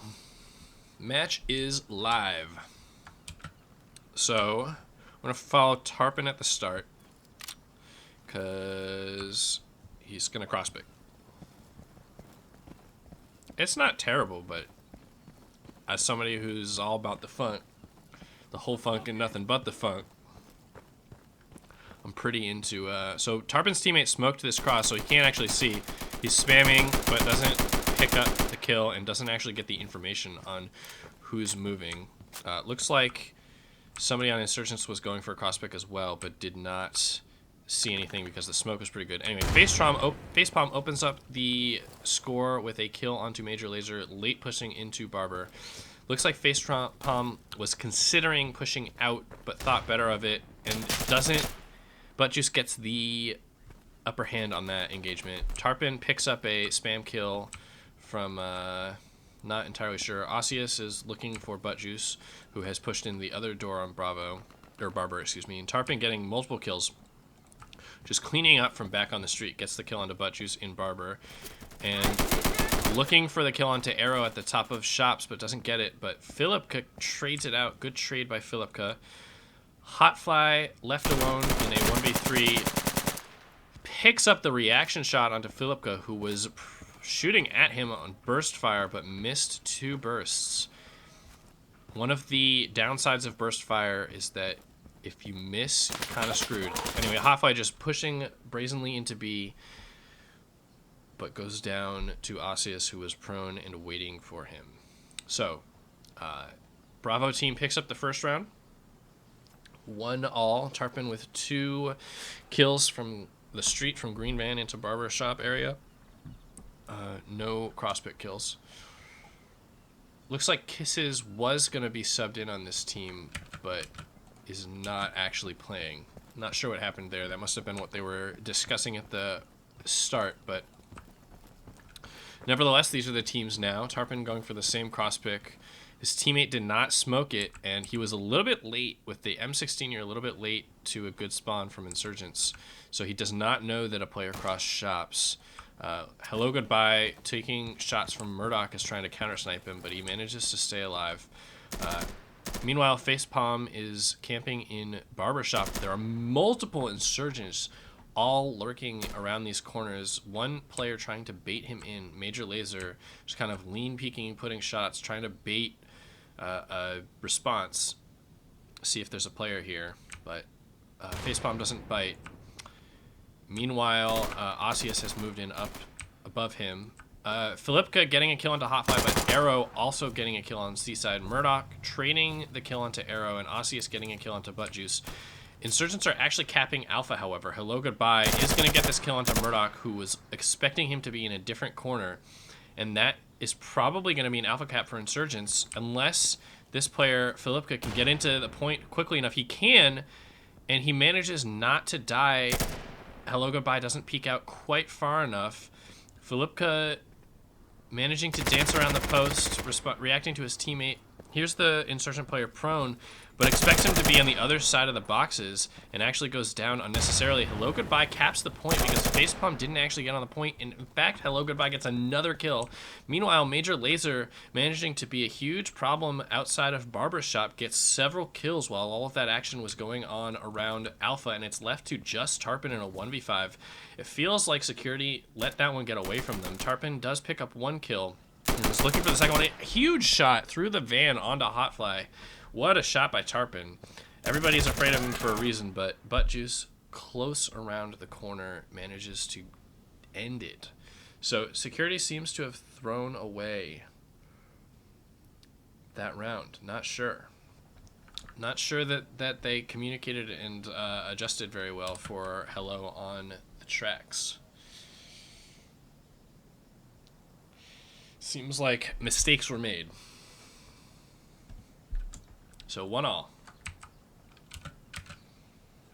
Why does my spectator keep going to that default? I'm not entirely sure. I'm gonna watch Murdoch, see what he's looking for. I think he's trying to counter snipe the construction player, and he's gonna get him. Oh, that. So here's the thing about construction, is that there's this box. Murdoch does manage to kill Hello Goodbye, but it requires multiple wall bangs. Anyway, Tarpon getting another kill. And things are falling apart for Insurgents, who are all just huddled, grouped together outside of Barbershop. Hotfly is going to rotate back around to Connector to look for maybe a play onto B, but he's going to think better of it. He's going to sit tight. Meanwhile, Major Laser playing slow, looking for some free kills in Barbershop, and Buttjuice is going to slowly push out on the street, try to get a flank. Nobody's watching from Sniper Bridge, so Buttjuice pushes quickly to the corner. I think Tarpon saw him. Or Murdoch. Murdoch definitely saw Buttjuice come around the corner, but Murdoch expects him to come around the other side of the van and loses that fight. Major Laser, meanwhile, pushing through Barber, gets another kill onto Philipka. Tarpon trading it out from top shops, but Insurgents have actually managed to make this doable. Buttjuice doesn't actually get the kill onto Tarpon, and that's probably going to do it. Hotfly left alone on B. Yeah, Tarpon's going to run across the bridge and get those final 3 kills. It was totally doable. It seemed impossible at first, but Insurgents actually had an option or an opportunity to get back into that round. Nice flank by Buttjuice, but they couldn't get Tarpon off of the bridge and ended the shots, or ended the round. Murdoch complaining that the construction player required too many bullets to kill, but here's the thing. There's a giant box you can't see. So when they updated Market, all these boxes, the render distance is like you can't see it from like here. It's all invisible, just like this side of B. So Hello Goodbye out even further in the open. Not sure why he's going for such a brazen cross pick when... Oh, good pre-fire by Buttjuice. But when he's getting counter-sniped... Oh, Buttjuice getting another kill onto Osseous. Tarpon gets a kill onto Sanity Arrow, who probably shouldn't be pushing A if his team's going to push Barber so aggressively. Murdoch getting the nice trade onto Buttjuice, but this one is pretty over. Hotfly with a 2x sight for some reason, and Major Laser, both kind of camping in Bravo area. Murdoch peeking out, getting a timing kill onto Laser, and Hotfly left alone in a 1v3. Philipka capping B, looking for Hotfly in Connector since that's where he has been playing. And Murdoch is going to run back across Blue Bridge. I don't think that they expect Hotfly to be in Barber, although he did just spam a bunch of bullets, so I guess they know now. Yeah, Stuff Shark, I had to convert everything to AUG files for some reason. Anyway, Tarpon getting the last kill after the Bravo cap. So Zoo. Yeah, you can, if you hold mouse 1 when you snipe, you can see the like you can see if your shot connected with the player. You can see if you hit blood, especially if you have impact effects off. It makes it a lot easier to confirm your kills. But that box just protecting the guy. Yeah, it's it's an indie game, Stuff Shark. What can I say? Anyway, looks like Insurgents are going to adjust. Hello Goodbye actually does get a cross-pick this time. He went further right, so Murdoch couldn't counter-snipe him, and does kill the guy running to Barber. Osseous is going to cross the bridge to try to hold this, but Buttjuice is going to play it slower. Murdoch does manage to get a sniping kill from deep in their spawn to Hotfly, probably by Bravo, not entirely sure, but Major Lazer is still capping it up. In fact, Major Lazer gets a huge frag grenade onto Philipka, which is going to ensure this cap for Insurgents. So they just need to stay alive. Buttjuice, I think this is really unnecessary, especially since his team is capped B. You shouldn't be... You're the C player, and he's going to let Osseous into Charlie. Like, that's just a boneheaded play. This is frag hunting to the max. Tarpin's going to get a kill onto Laser after the B cap, but go down to Arrow.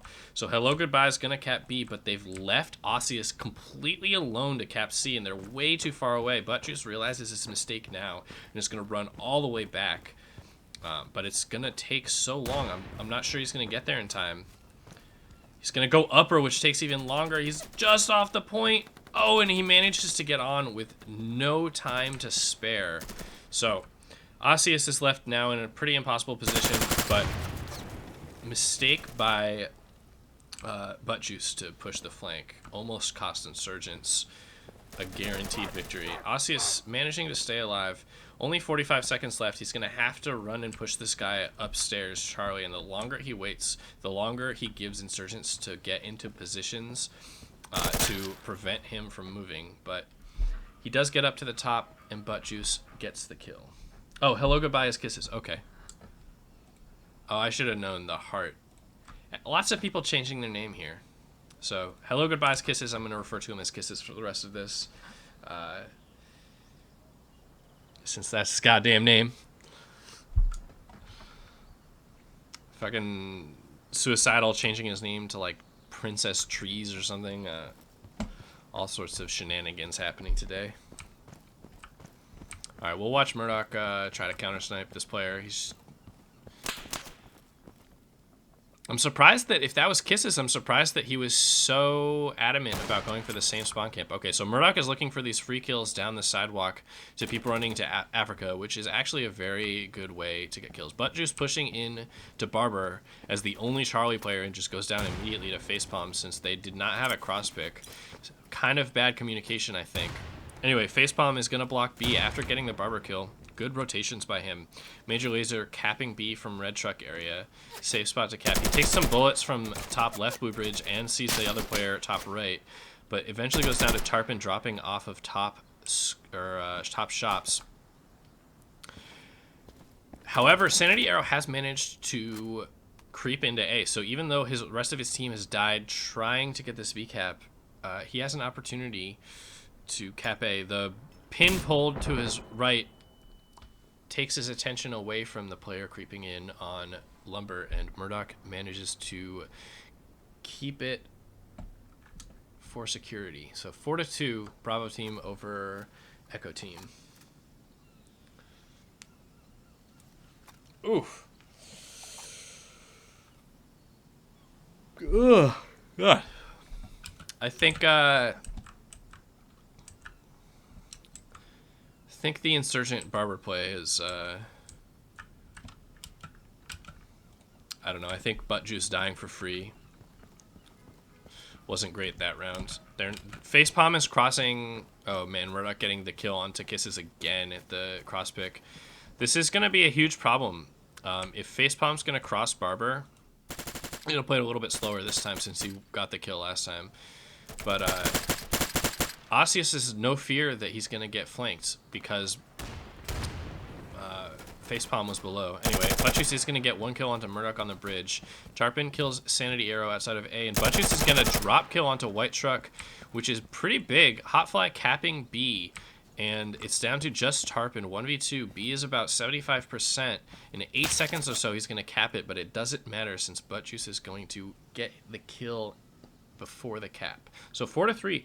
Great job by Insurgents to cap Bravo, and they won a lot of battles around the point. So despite Kisses you're dying right away on the spawn or the cross pick, Buttjuice managed to get into Barber, and his timing could not have been better. It kills one player on the bridge, kills another one dropping white truck, stays alive, covers his teammate. So big plays by Buttjuice. We'll watch Kisses, I think. Looks like he's going to go ace skinny. So he's going to run through garage, look for this kill onto tracks maybe? No, he's just going to keep sprinting, no fear. Tarpon getting a free kill onto Sanity Arrow. I don't think Sanity Arrow shot back at him. Kisses just running straight into A.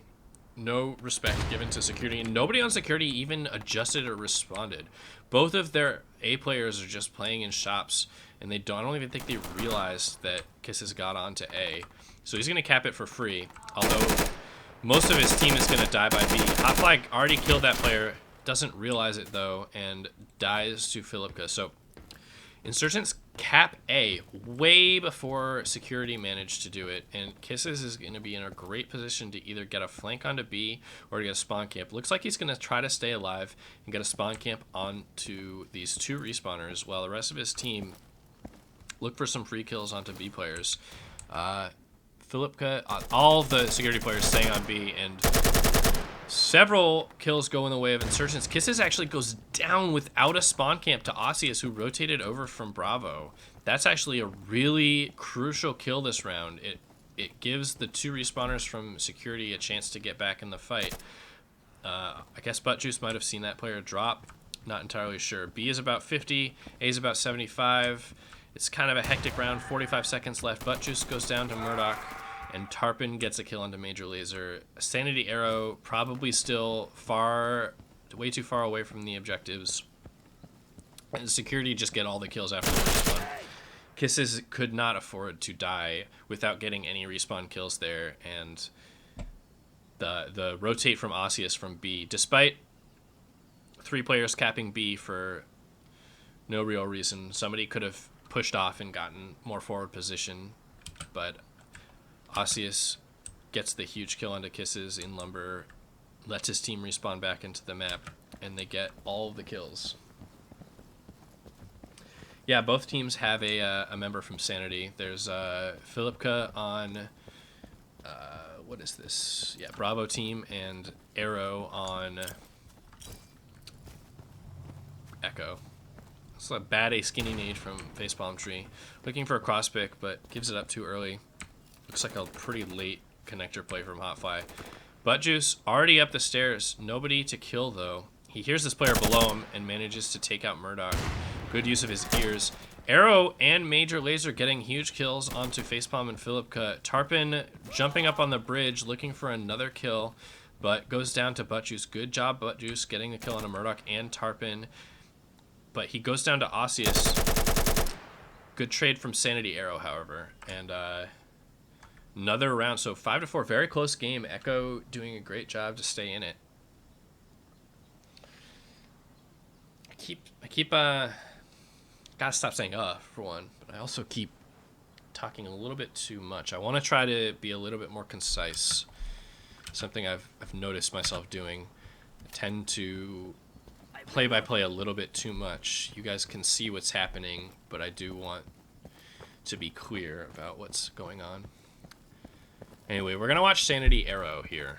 I guess I should just say Arrow since there's multiple Sanity players. I haven't watched how Insurgents are playing shops much.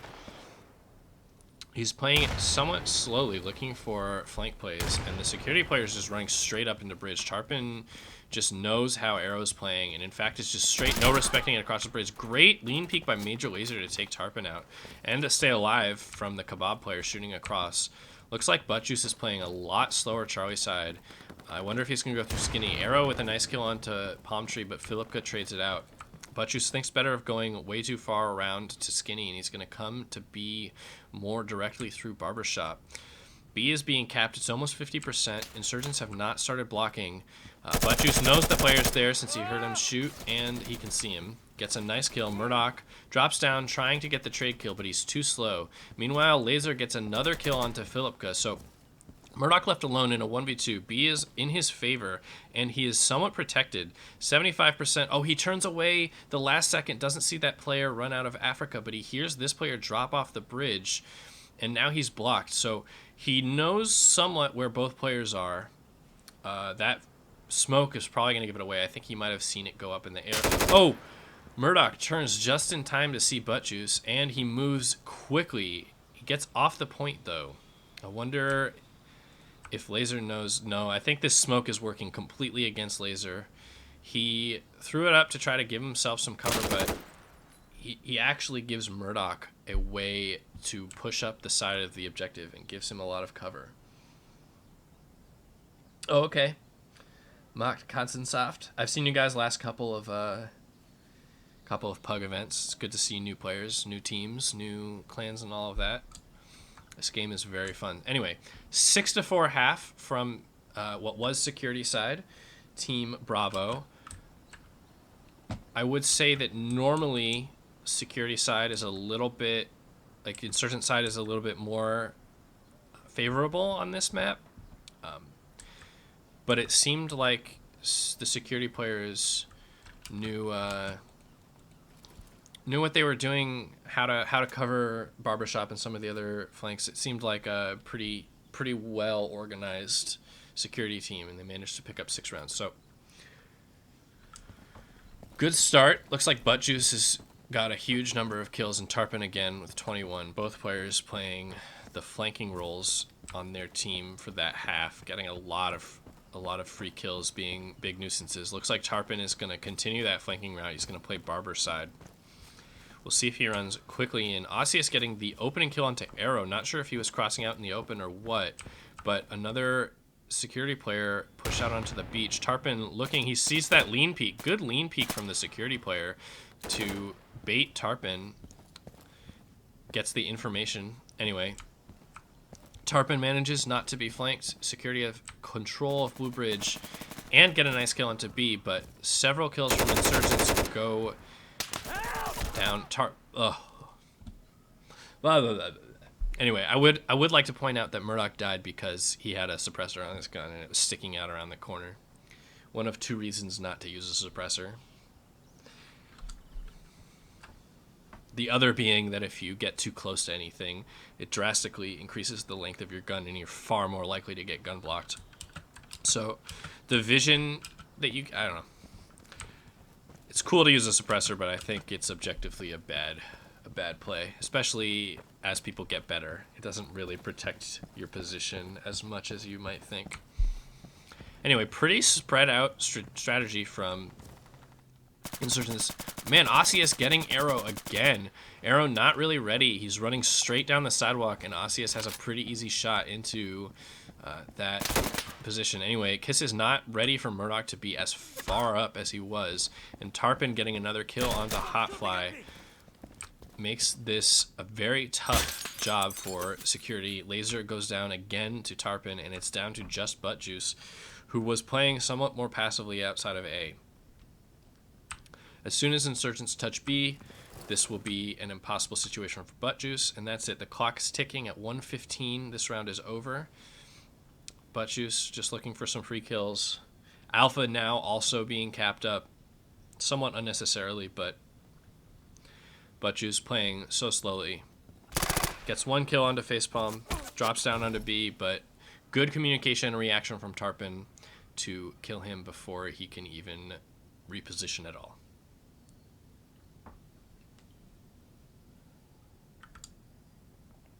8-4, Team Bravo. Osseous chiming in for 13 kills here. Some more players on Team Echo need to step up if they're going to have a chance in this game. I think Kisses needs to do more. Since I called him out, we're going to watch him. Looks like he's going to keep playing towards Charlie Skinny. Good job to not take damage. It's really unreasonable to take fall damage if you can avoid it. I think he's just going to push to Charlie.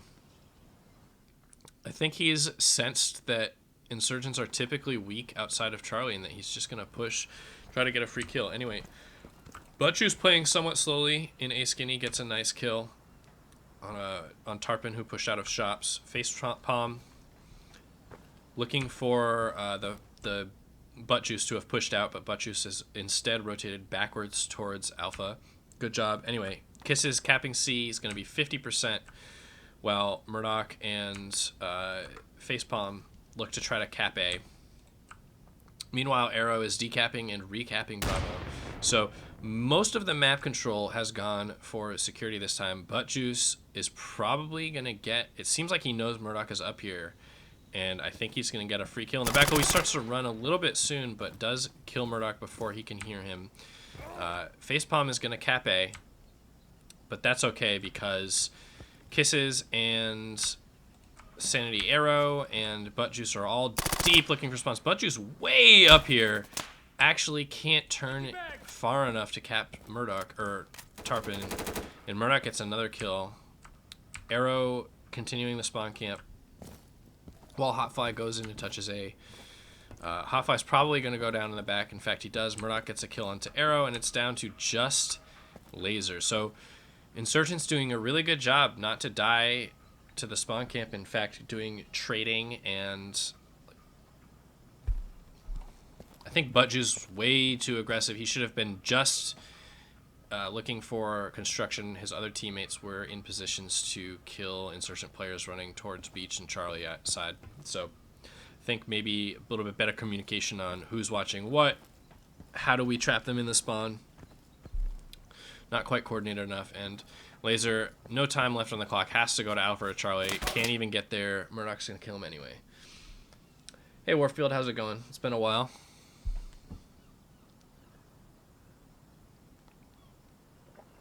Ooh, 9-4. Bravo over Echo. 25 frags for Tarpon. Just dominating Pug Knights. Murdoch and Tarpon combined, I believe.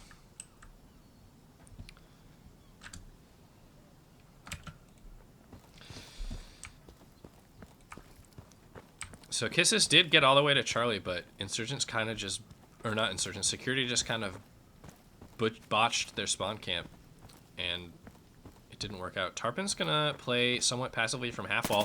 Oh, he's gonna get two. No, he's only gonna get one. Arrow refrags.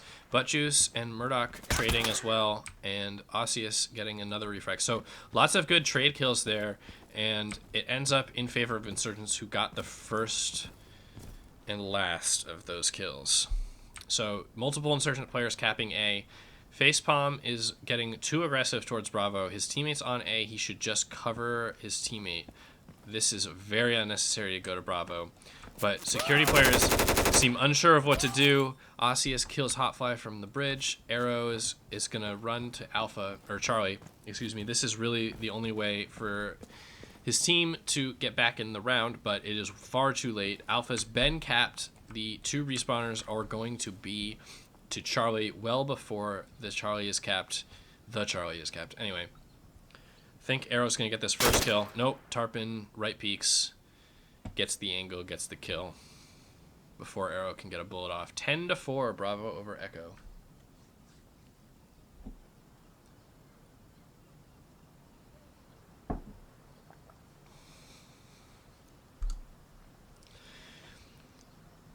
Echo not able to put up any rounds on security side. Seems that Insurgents is the favorite side after all.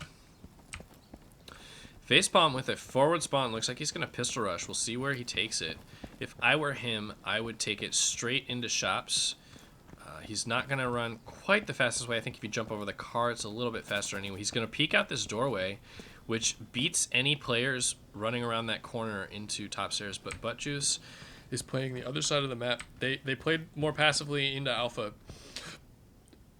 Excuse me. So it didn't, no reward for that spawn camp. Anyway, Tarpon playing Charlie side, looking for Kisses to run into A, but Kisses has gone to B. Smokes on B, and he's pushed up into connector looking for some flank kills.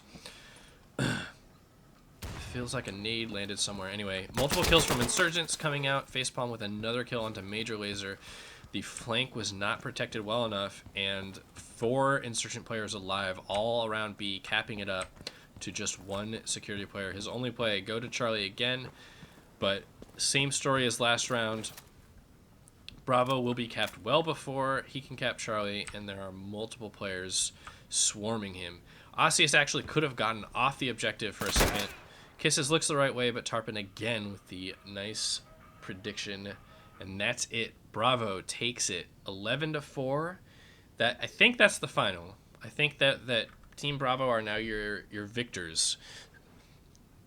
It's a little bug on the plugin. It said 11-11. Anyway, Bravo take it. Who'da thunk it? Murdoch and Tarpon on the same team win Pug Night. Anyway, we're gonna watch Gems' game because Gems is my boy. It's my boy Gems. Yo, what's up, Stuff Shark? The advantage to that game going so quickly is that we get to watch more games. So I'm fine with it. Anyway, hide all that so it's not a problem. Anyway, here we go. This is 4-3. Holy cow. If anybody is interested, just so you know, twitch.tv/gems_TV. He is streaming his first-person perspective of this match. So if you're interested in hearing what the Insurgent team is talking about, what they're trying to do, you can go check that out. Or if you want to multi-twitch it with my Twitch, that would be fine, just fine as well. Anyway, Suicidal, aka Trees Princess, is gonna get that first kill. It looks like multiple Insurgents players, Gems and Nacho Zach, are gonna look for a quick A cap. Gems is gonna cover this alley. This is exactly how you do it. This is textbook. Gems covering the push from security towards A, and then Nacho just looking only towards Lumber. And I expect Gems to get this kill onto Freedom. Yup, boom. And now Luck can't push. Anyway, Gems is going to give it up and go towards B because they need to get some map control. He doesn't really need to break the glass, but he couldn't quite avoid it. Anyway, Insurgents cap A. They have majority objective control. Nacho Zach should have stayed still, but he goes down. Trees Princess, aka Suicidal, getting that kill. The trade kill. Good trade onto Muzzle, and it's down to just Luck. Bravo is being capped. The round will be over in a few seconds. So he has to run to A, right into Suicidal, and that's it. So another round for Insurgents, 5-3. Let me figure out what teams these are. We're in Gym 1. This is Golf versus Juliet, I believe. No. This is Charlie versus Alpha, I think. Charlie, this is definitely Gem's team. Alpha is not Freedom's team. I don't know what the second team is. Charlie is Gem's team. Charlie versus something. The boxes don't even render if you shift aim anymore, Tarpon. The render distance is way too far away now. I thought I showed that through Spectre. I can in a second here. Let me just follow this action. Wonder if Suicidal heard that player go up the stairs. Seems like he did, but the security player's ready, although he's not ready enough. Meanwhile, Muzzle and Master combined for several kills near Bravo side, and security are capping B. Muzzle not quite expecting Bond to peek out, and the objective player is down. Multiple security players afraid of an alpha cap. So Bravo is just sitting there. Master's going to drop down on it. He takes damage unnecessarily. It lets probably Insurgents know that he's dropped onto the point, and now it's blocked, 75%. Suicidal by Red Truck, pretty strong position to cap the B. He's just watching his back. His nade does not connect with anybody. Bond taking some shots from a player in Kebab, but he doesn't go down. Ooh, I thought he was going to get that kill. That would have been nuts. Oh, he does. Holy cow, Bond. Shoot and scoot. Luck, meanwhile, getting a kill onto Suicidal, who I think was maybe moving a little bit too much around. Bond going to reload his gun. He's going to let Master cap B before he drops down to his death. I guess he took a bullet. That's kind of a sad way to end that round. Yours render if you shift aim? Mine don't. Mine don't ever render.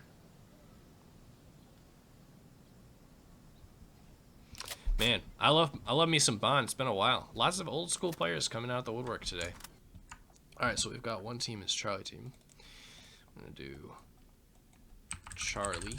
Hey Tarpon, do you mind figuring out what the other team is for me so that I can set up the overlay? I know Jem's team is Charlie team, but I'm not sure what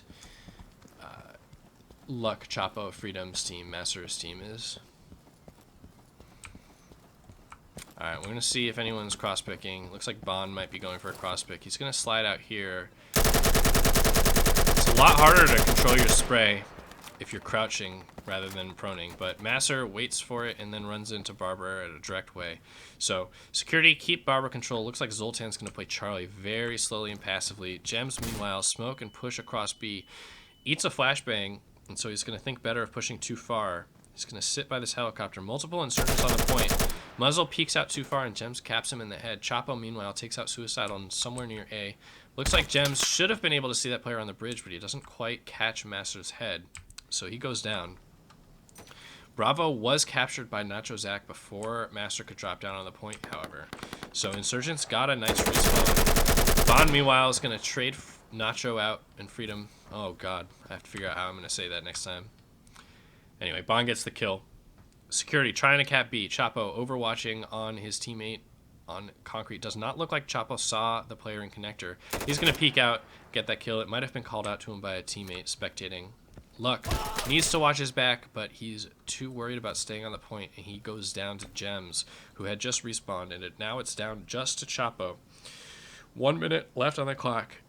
Luck's work of capping B has gone to waste since Chapo has let Insurgents decap the point, and now Chapo is just totally alone. I think he's running up to try to bait the Insurgent player from peeking the corner, but the Insurgent player doesn't take the bait because Gems holding the angle. Chapo runs out, and that's it. 6-4. Good half. All right, Juliet is the other team. Thanks so much, Tarpon. Juliet is the other team. So we got Juliet. Bump, bump, bump. And then I can pick up Juliet here.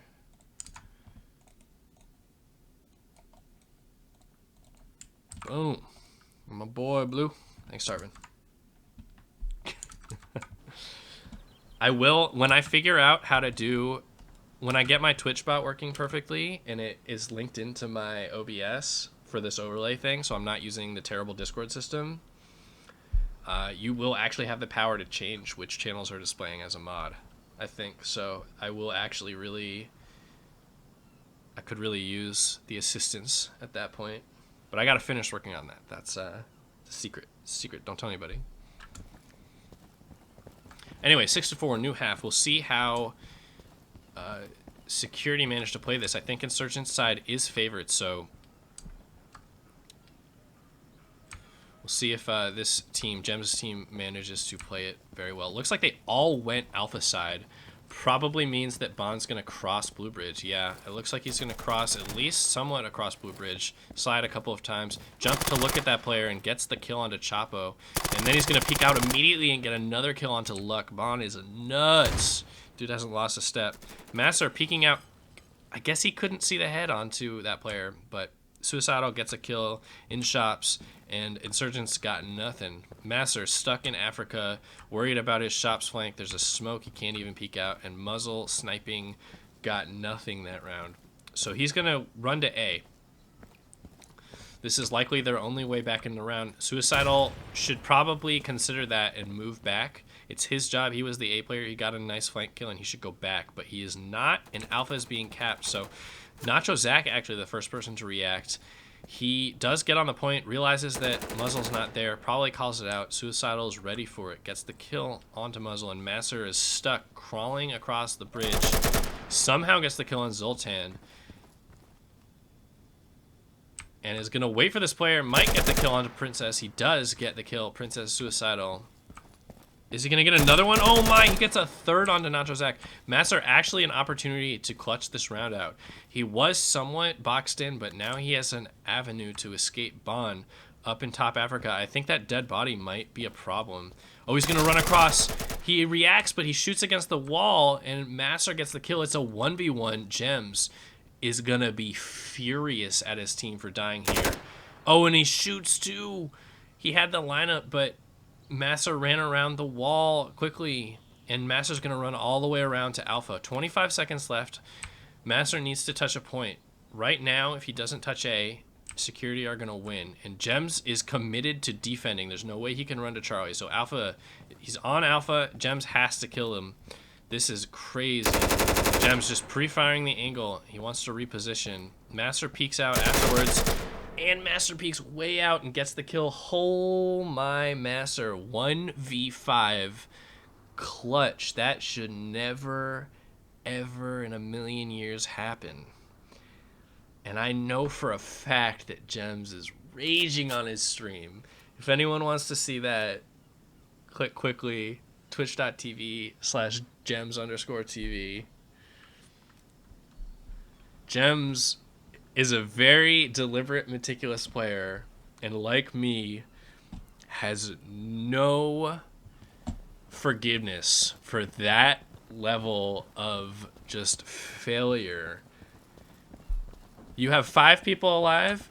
You need to not die. Everybody, that means you sit in a corner and you don't peek anything so that you cannot die. Anyway, we'll see if Security can recover from that. Freedom going for an aggressive pistol rush, but he doesn't quite get there in time. Muzzle gets a nice snipe kill onto Bond, but Gems trades out a different kill from Bridge. So it is a 4v4. Master kind of out in the open, doesn't see Suicidal peek up the top of the stairs. Luck blocked on Bravo. It looks like Zoltan, both on opposite sides of the map. They're not going to kill each other. Freedom, meanwhile, somewhat pushed up past Suicidal in shops. Gem's going to get the kill onto the B player, so Security are now capping B, and Insurgents need to do something about it. Suicidal with a nice reaction to Freedom dropping down on him, and it's just Muzzle left alone in a 1v4. Jumps up on the bridge. He's looking for kills onto B players. He should be able to see that player, but he doesn't actually adjust and react. He's trying to pistol him. He's going to go down to another player, and that's the round. Not only am I going to highlight that 1v5 by Master, I'm going to highlight it on Gem's stream, and I'm going to compare them. And I'm going to maybe microwave some popcorn. It's going to be a whole production.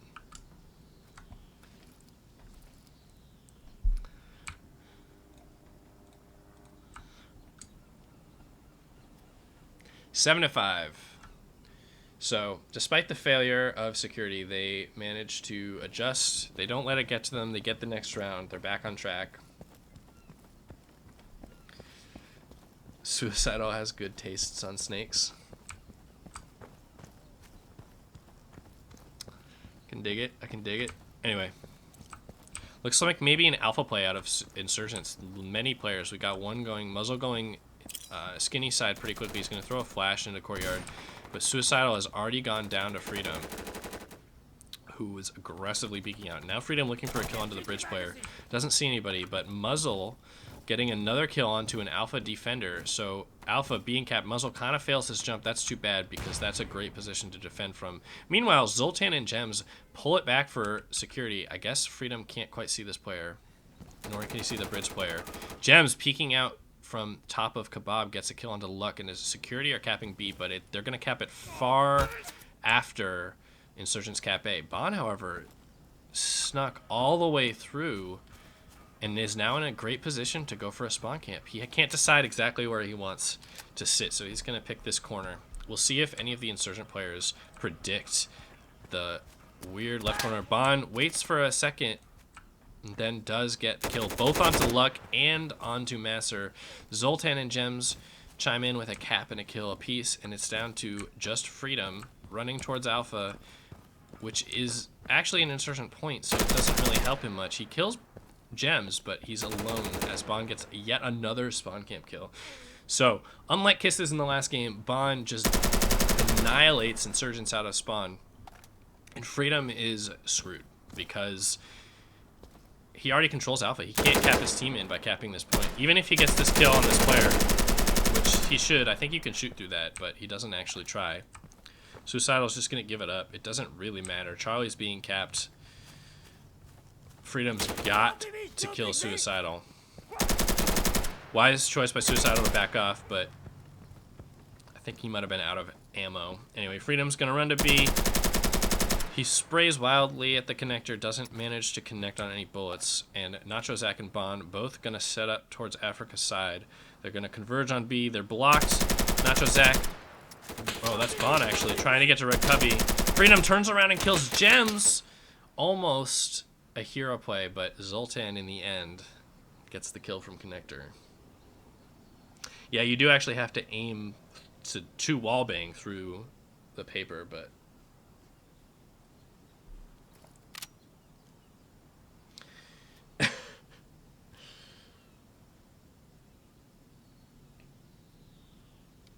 yeah, I need to make some more YouTube videos. I need to get my video editing chops up to snuff to make some YouTube content. So that's where the real money is. Anyway, it is 8-5. Security putting together a bunch of rounds here, despite it being a harder side to play. I should use the team names. Team Charlie. Looks like Bond's going to keep crossing Blue Bridge, but nobody's going to challenge him this time. Luck on Red Truck, Bond getting a kill anyway. I guess Chapo did challenge late. Freedom trying to sneak into Alpha very slowly. Nobody covering the garage push. We'll see if he can do anything with this flank. There's a player on the point. He doesn't quite expect it, but he manages to react much more quickly than Zach did. Oh, and Freedom with a pre-fire kill onto Suicidal. It doesn't really matter, I wouldn't think, because Gems and Bond and everyone else managed to get a lot of kills. I don't think Gems saw the gun barrel, and Gems kind of screws up his slide, dies. Alpha's going to be capped. Zoltan should not die here. There's no way he can block. Oh, he's going to run in, and he's going to die. Bad play by Zoltan. Your life is worth more than that, especially after Bravo's been capped. Sometimes you need to let the cap happen, especially if Bond's all the way up here for a spawn camp. Bond kind of, I think he got robbed by that. Yeah, he definitely hit Masser through the metal and didn't kill him. Anyway, he does kill him in the end, and another kill came through that I missed, but Chapo with a nice angle to refrag onto Bond. So Gems and Nacho Zach somewhat alone. Gems is going to sit and block B for as long as he can. He might try to get up into helicopter, not entirely sure. Anyway, point majority is going to come into play, so Gems needs to stay alive as long as possible. Multiple insurgents are on this point. Nacho, Zach, Caps A, respawning 3 players. It looks like Muzzle is going to look for Gems on B. He doesn't see him. He's just prone out in the open. He could see him. Oh, and he finally does react and get the kill. 30 seconds left.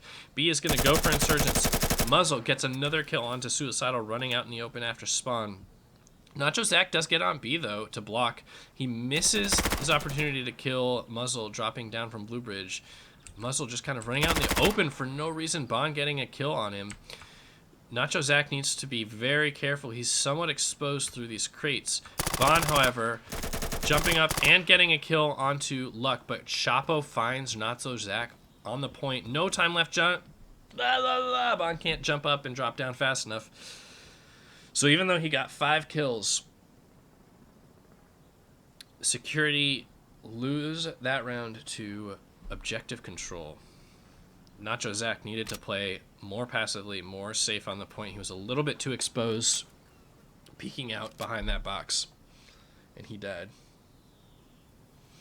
I did see the video. I have to admit I skipped ahead a little bit just to watch the parts I was in, and I wasn't quite impressed with my ability to speak. I say too much, and I have I stay up way too late the night before these events. It makes it a lot harder to talk. Anyway, 8-6. I guess I've watched Bond several rounds in a row. We're gonna watch Gems here. This is an interesting spot here. Lower Kebab. He's gonna watch for a player to run across B, and he's gonna watch into Lower Africa, but he doesn't get any kills. Bond, meanwhile, is gonna get a kill onto Muzzle, who did not clear that corner.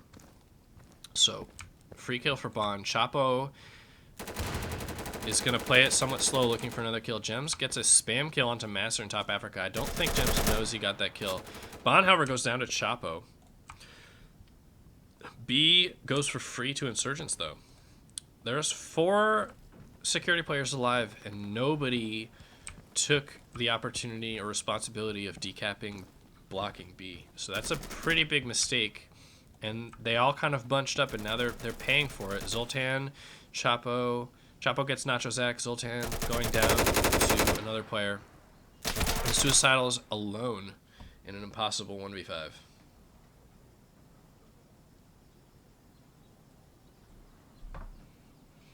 Yeah, so the final was Echo versus Bravo, and it was a pretty close first half, but it seemed like Echo team didn't have quite a good grasp on how to play security side of this map, and they didn't manage to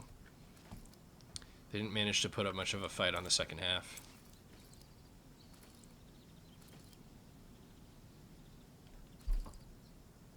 Tarpon, if you go to the content channel of the Insurgency Discord, you can find the sanity video. God, why does Muzzle have such a high FOV?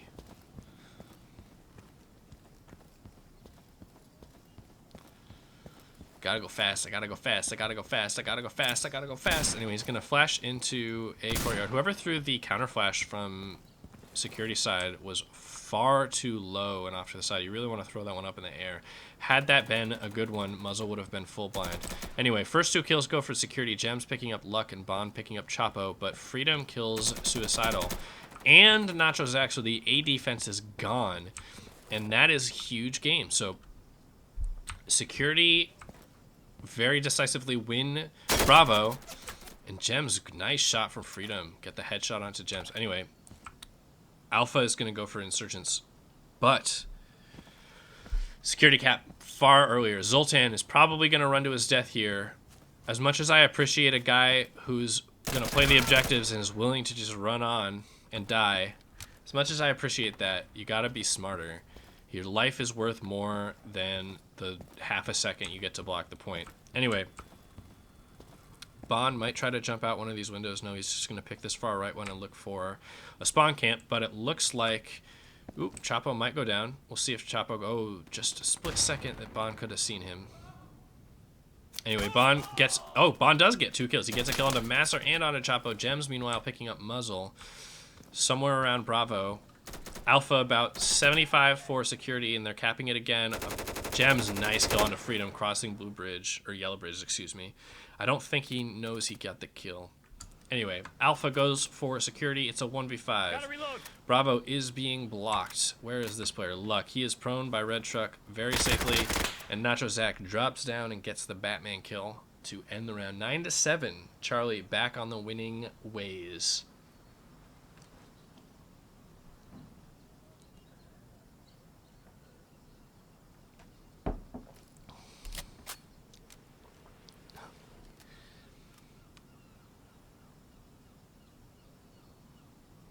It's been a long time since I've had to convert music files, Stuff Shark. When I made the playlist for Robot Roller Derby Disco Dodgeball, I just used a YouTube converter and converted directly to OGG files.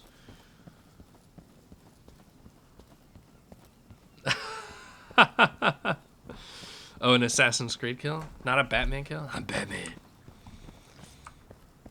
I prefer Batman. As a snail man, I prefer Batman, you know?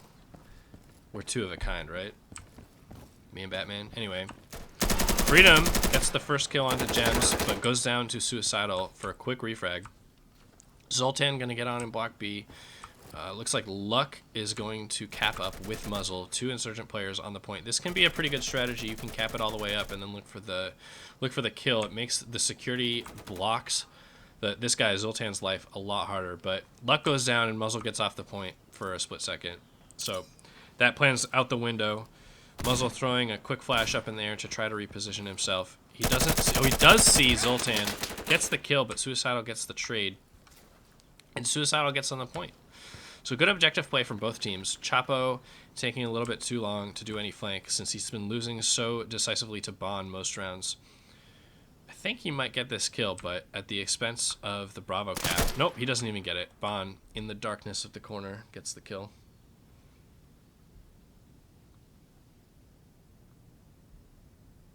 The Boogeyman call out on station? I'm not sure what that one is. Anyway, 10-7, Charlie on map point. Gems, 25 kills. Bond approaching a 30 bomb. He's a great spawn camper, and he gets huge frag totals when he plays. Suicidal also up at 20, so it's hard to beat when 3 people drop 20 bombs. Anyway, looks like we've got a bit of a pause. Not sure if it's a tactical or a technical pause, but it is match point here. Bot Masser. I thought he'd been doing better. I guess he's only 2-18. He had that 1v5. He must have disconnected and lost his kill count because he had a 1v5 clutch already in this game. Anyway, Freedom, approaching a 30 bomb, has been playing very well in shops and on the bridge, getting a lot of kills. Yeah, I missed when he crashed out. I must have. In my effort to be a little bit more concise with what I say and not call literally every piece of action that occurs, I sometimes miss some of the feed. But I'm getting better.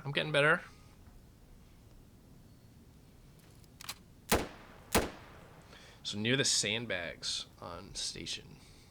Anyway, here's a good opportunity to show you guys what I'm talking about. The render distance on construction is way too shallow, right? Look at all these boxes right here. All this stuff up in construction. Watch how, you don't even have to go that far out. I think somewhere around here, see, it starts to fade out really quickly and it's just gone. And like, if you're getting in a fight with a construction player, you're getting in a fight from like back here. Like, you're getting in fights from, like, people shoot at construction from like back here and back over here and like up in this crap. Like, it is a huge problem that you can't see through the cover on the guy, because you can see the players behind that, but you can't see the cover. And that really bugs me, because that was an update that they made and they just didn't think about it. But it's still invisible on Blue Bridge. Like, everywhere you go, it's invisible. So it looks like 3 players going Charlie side. Actually, Freedom's gonna peel off and go into Africa, but Bot Masser is gonna try his luck pushing through Barbershop to get this early quick flank, but he goes down to Bond. So running up the stairs, Bond getting the much better timing. Luck getting a kill onto Nacho Zach, who tried to push deep through C Skinny. Good job by Luck to hold down that flank. Bond looking for the free kill through heaven windows. Freedom worried about his flank, but also wants to get some kills onto B, which is about to be capped by security. No response from insurgents. Freedom should not give up his power position. Oh, he does. He drops down. Security actually got off the objective. I think that might have been a mistake. Anyway, Suicidal gets 1 kill onto Muzzle, and is going to get the kill onto Freedom. Huge kill by Suicidal, who goes Chapo with 2 kills from construction. Holy cow. They must have lined up for him. That might have been a huge accident. So, 2v2. Security is about to cap B, though. The power of objectives. So, Luck's kill onto Bond doesn't matter too much. It was after cap, so Bond does not respawn, but Chapo is really the only one who can keep insurgents in this game, and he is letting his advantage go to waste. He had time to run in and touch A after the cap, but he's let security push out of spawn and get set up. I think maybe too many security players by Bravo. The last call out for Chapo was construction, so they're a little bit focused, but they're starting to set up and watch their flanks. Gems is probably calling out, hey guys, you really need to just watch like one thing, and Gems does manage to get the kill onto Chapo here. So Luck, last one alive. 26 seconds left to keep his team alive in the tournament. Jumps up on the bridge, sees a player, takes some shots. The player stays alive. Luck jumps down and kills Nacho looking the wrong way and touches Bravo. Is stuck on the objective and goes down to Gems, who gets up into top shops. And that's it, 11-7. Team Charlie going 2-1 in the tournament, taking out Juliet. So they get second place in my book. Secretly prevent? Which one? Getting stuck on all the objectives and getting crazy? Going crazy?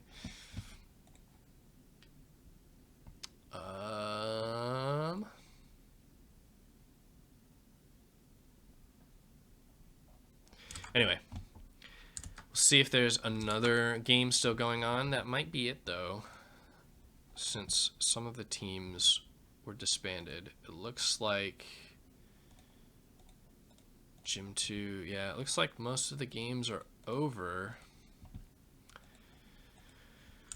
So that should be it. I think I have all of them here, right? Gyms 1, 2, New York, Chicago. Yep, that's all the servers. So that's it. That's the whole PUG event.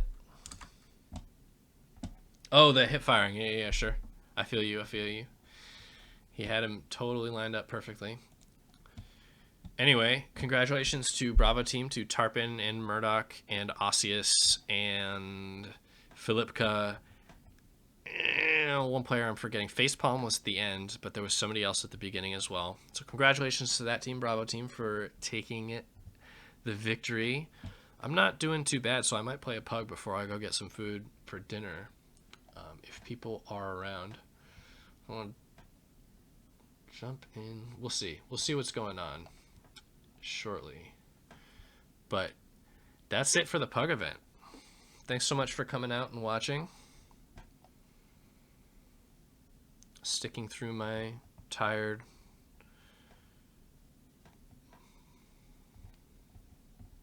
attempt at speaking coherently.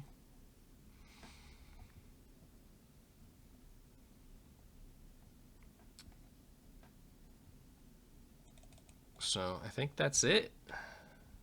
That's it.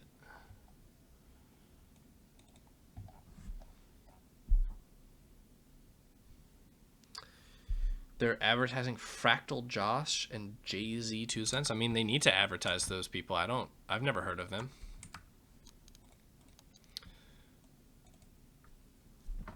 Big time streamers. Jay-Z 2 cents and Fractal Josh streaming Insurgency live from PDX land. Is that like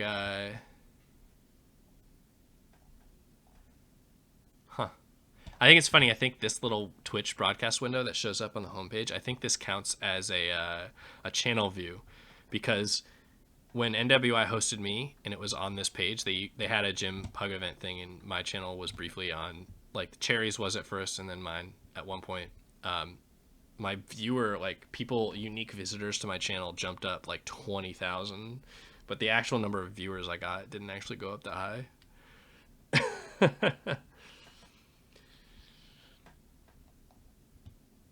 I mean, it makes sense for Insurgency to try to get big time YouTubers and streamers to play their game, because they need the advertising.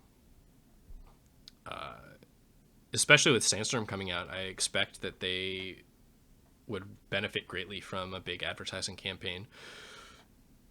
But I don't know if we need to see Fractal Josh, Jay-Z 2 cents. Yo, thanks Zavelli for the follow. Is that Wamparelli? I think it is. And Cherry Venal, I missed that sub as well. Wooly wasn't following me. He did when I went to get some food an hour ago. Appreciate the follows, guys. Thanks. Jay's 2 cents. It's not just like a stupid rapper joke. Jay-Z and 50 Cent and 2 Chainz all rolled into one, derpy dude. Oh. That's lame. I like my explanation better. I'm just gonna choose to believe that that's what he meant.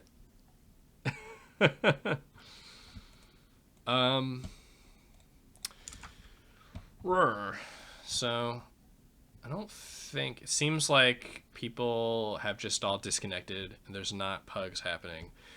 So no opportunity to PUG after the PUG event. So I'm going to take a break. If there's pickup games later tonight, I will probably hop on and stream some. I will try to hop on and stream tomorrow and Monday as well, if there are pickup games and other things. I do want to if I can convince him to do it, I really want to stream puzzle games with Galthor. Because if anybody knows or doesn't know Galthor, his brain don't work the way normal brains work. He's like Fry from Futurama, where he's unaffected by the alien drones. Oh god. What's happening? Oh. I got hosted. Jem's hosting me. That's what happened. I forgot that's my hosting alert. We can take it higher and put the word out. What up, Gems? 7 viewers, let's go. Anyway, I was about to turn my stream off because there's no pickup games happening, unfortunately. So, if any pickup games get going tonight, apologies. It's bad manners to bad manners to turn off the stream as soon as you get hosted or whatever. But I should go get some food, and there's just no games happening. So. Later tonight, tomorrow, definitely in the afternoon, Eastern time, probably around similar time that this event started. Might try to get on, play some games. I do want to play puzzle games with Galthor because I think it'll be hilarious because he's kind of dumb. Yeah, Gems, I tried to stay away from your games because I didn't want to take away from your viewers, but I plugged your stream whenever I could, and I managed to stream most of that last game that you played and some of the second round as well, or maybe some of the first round. I can't quite remember, but it was good. I'm excited to see how much you raged when your team lost that 1v5 to Masser. Anyway, I'm gonna turn the stream off. Thanks so much for sticking out. This is kind of just, we're kind of dawdling here. Anyway, I love all of you. I'll be back tomorrow. I'll be back later tonight, maybe. Probably not, but tomorrow for sure. Peace.